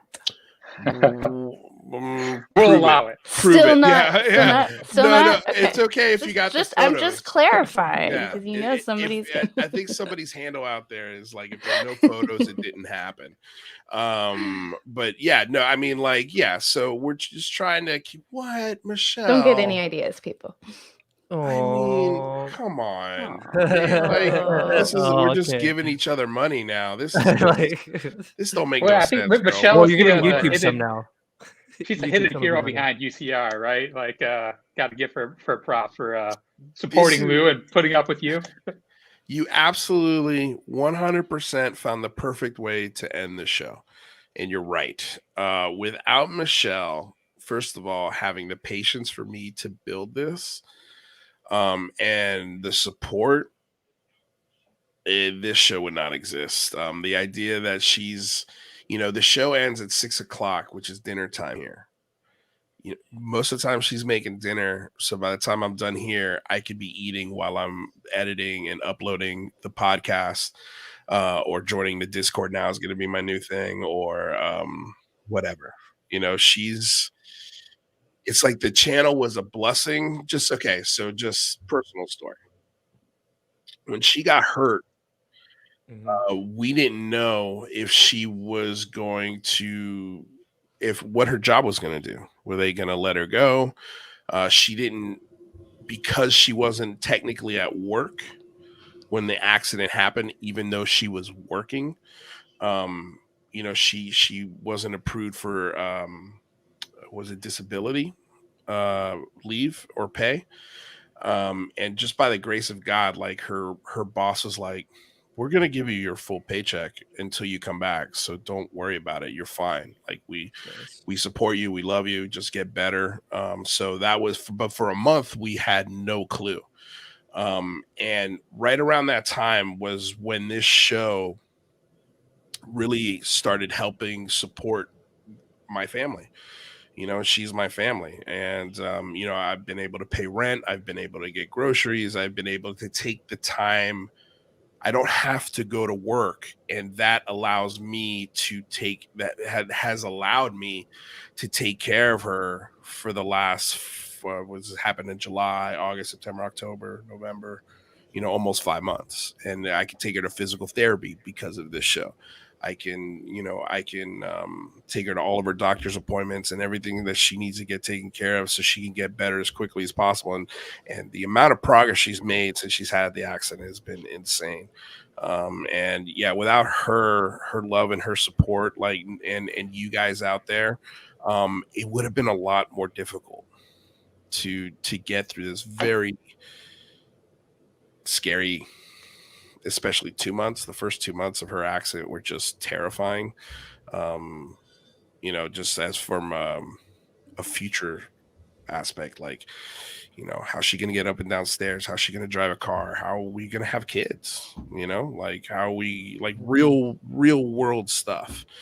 And she's been awesome. She's been an absolute gem throughout the whole process. And I absolutely love her and dedicate the show to her because she's very sweet. She absolutely deserves it. I love you, Michelle. Thank you so much for everything you've put up with. Because you're right, she puts up with a lot. Rather, I'm difficult. I've got a vision, and this show takes just as much time, if not more, to nurture than her. And sometimes it's not fair, but she makes the sacrifice. She really does, and I can't say enough. But donates $100 to the show. So I guess I'm going to have to treat her to a nice dinner tonight. Congrats, UCR team. Lou liked his channel when he first started, and now he loves it because of all of the awesome people he gets to collaborate with on a weekly basis. Yes, it takes time away from me, but I wouldn't share him with any other group of crazy people. And yeah, she's amazing. She's the love of my life, and I can't wait. Thank you, Michelle, for sharing, Luis. I just want to say I have been so lucky to be part of this ride, to be a friend of the show and a fan of the show, and then to be asked to join as a co-host. It means so much to me. I knew stuff was going to happen in the UFO world. You know, you had the December 2017 drop, and I'm like, you know, what else is going to happen? And what do you know? It was UCR, it was the big phone home, and so I am so honored to join this family and be part of it. And I'm just so happy 300th episode. Thank you, Jane. It's honestly, it was a long time coming. And the only reason I didn't ask you earlier is because I thought you were too busy. I knew you were too busy. And the fact that you're making time to be on the show now 2 days a week, I'm just so excited to have you here. I can't even begin to tell you. Starting next week, Jane's here every Monday, Wednesday, and probably Fridays whenever she wants to be. Megan T with a $6.99 donation. Oh my God, I just blew past this $100 donation, even though I put it up on the screen. Sorry, Jonathan Milgie, $100 donation. Thank you so much. Here's to the next 300. Peace and love. And then there was a really cool. This is great from Haley Massbrook. Amor vincit omnia. Love conquers all. It's true. I appreciate it, you guys. This has been an absolute ride, and the coolest part about this ride is we're just getting started. So I'm super excited, let alone for the next 300 episodes, but the next 1,000 episodes. It's going to be this next 2 years. I think is going to be very satisfying for a lot of you guys out there. I know you've been frustrated by this topic. I know there are moments of doubt when it comes to this topic, and I have those exact same moments. Those pit in my stomach feelings were like, oh my God, what am I doing with my life? Why are we talking about this? There's nothing to it. And then 2 minutes later, something happens where I'm like, okay, my faith has been restored. I think, and I don't want to compare it to a religion, but like we put a lot of time into this. And as much as I don't think I have a belief system, I clearly do. But I try to fight that belief system as best I can every day, and that's why I have Rather. That's why I have Jane. That's why I have Michael. That's why I have people like Red Panda on. That's why I have all of these great researchers and wonderful voices and people to make me think differently, because it's important. We got to do it. Daniel Jacobian with a $50 euro donation. Thank you guys so damn much for all of the super chats today. The love is felt, not only from the super chats, but the people who aren't giving super chats, the people that are liking the channel, subscribing, sharing, like all of that stuff counts. All of that stuff is felt. The show would be nothing without all of you guys. So I think that's a good place to end it, you guys. What do you think? Hold on a second. Came in a little hot there. The music was not playing when we or stopped playing when we brought up at first. But what do you got there, Jane? I'm just trying to go out with an ET bang. I love it. Can't get him in the shot. I love it. Nice. Cognitive Dissonance with a $5 donation. Here's some dollar bills. Happy 300, you folks. Thank you so much, Cognitive Dissonance. Guys, check out the Unidentified Celebrity Review. It's available on all podcasts, Spotify, iTunes, about an hour after every show. I'll be working on that as soon as I end here. After the show, it looks like there's going to be some Discord action going on, so you never know who might pop in. So go check out the Discord. Link for the Discord is below, not only in our link tree, but in just on a regular link by itself. Don't forget to like, share, subscribe, ring the bell. That way you're notified for the next 300 episodes and possibly more. That's it, you guys. Check out the merch store. Check out everybody's links. Rather, before you get out of here, you had a video that dropped today. What do you got? Well, yeah. Gotta give a real quick thanks to the Discord Do whatever mods. you want. Do whatever Matthew you want. Ryan, Joe, Melius Doyle, Aaron Desario. You guys are great, and you really did amazing things with the Discord. I'm going to drop that link one more time. And yeah, I published a new video over on Rather Be Squidding. It's about Santa's Secret. It's a fun little 5-minute video. I think you might enjoy it. So head on over there after the show. Right on. Panda, you got to stick around for pretty much the whole show, man. I loved it. Thank you for being fun here. time. Thanks for having me. Congrats. If you guys don't know, Red Panda Koala makes amazing documentaries. Please, where can people find your stuff? Yeah, mostly on YouTube. Red Panda Koala is my channel. Oh, hey, by the way, how much did you like Kurt Mungle saying that he learned everything about Tom DeLonge from your video? Yeah, that's cool, right? See, that's why we do it. That's why I do it, right? And then he was able to have a great conversation with them, and we were able to learn some stuff from that conversation. So yeah, it was all great. Awesome, brother. UFO Jane Kyle, thank you so much for being here. Anything you want to leave the audience with before we get out of here? Oh no, just I'm so excited to be here for the 300th episode celebration. And yeah, it's just the beginning. So yeah, I'm so excited to see what happens. All right, you guys, that's it. That's the show. Thank you so much for coming aboard and getting weird with us here on another episode of the Unidentified Celebrity Review, your home for credible news, reviews, and commentary on everything UAP, UFO, merging tech and science. My name's Luis Jimenez, co-host Rather Be Squidding, and Jane Kyle, and one of our guests today, Red Panda Koala. For all of those people out there in the super chats and the regular chats and the Discord, all of our fans out there, thank you so much for helping us get to 300. It's been one hell of a ride. Cannot wait to see what the future holds. And until tomorrow, we got Singularity Lab with Michael. So make sure you go over there and subscribe to Michael's channel, because we're going to be talking to F-16 fighter pilot Chris Lito. It's going to be a very cool conversation. So join us. It'll be a blast. Until next time, you guys, stay safe out there. Peace. Peace. Bye, everyone.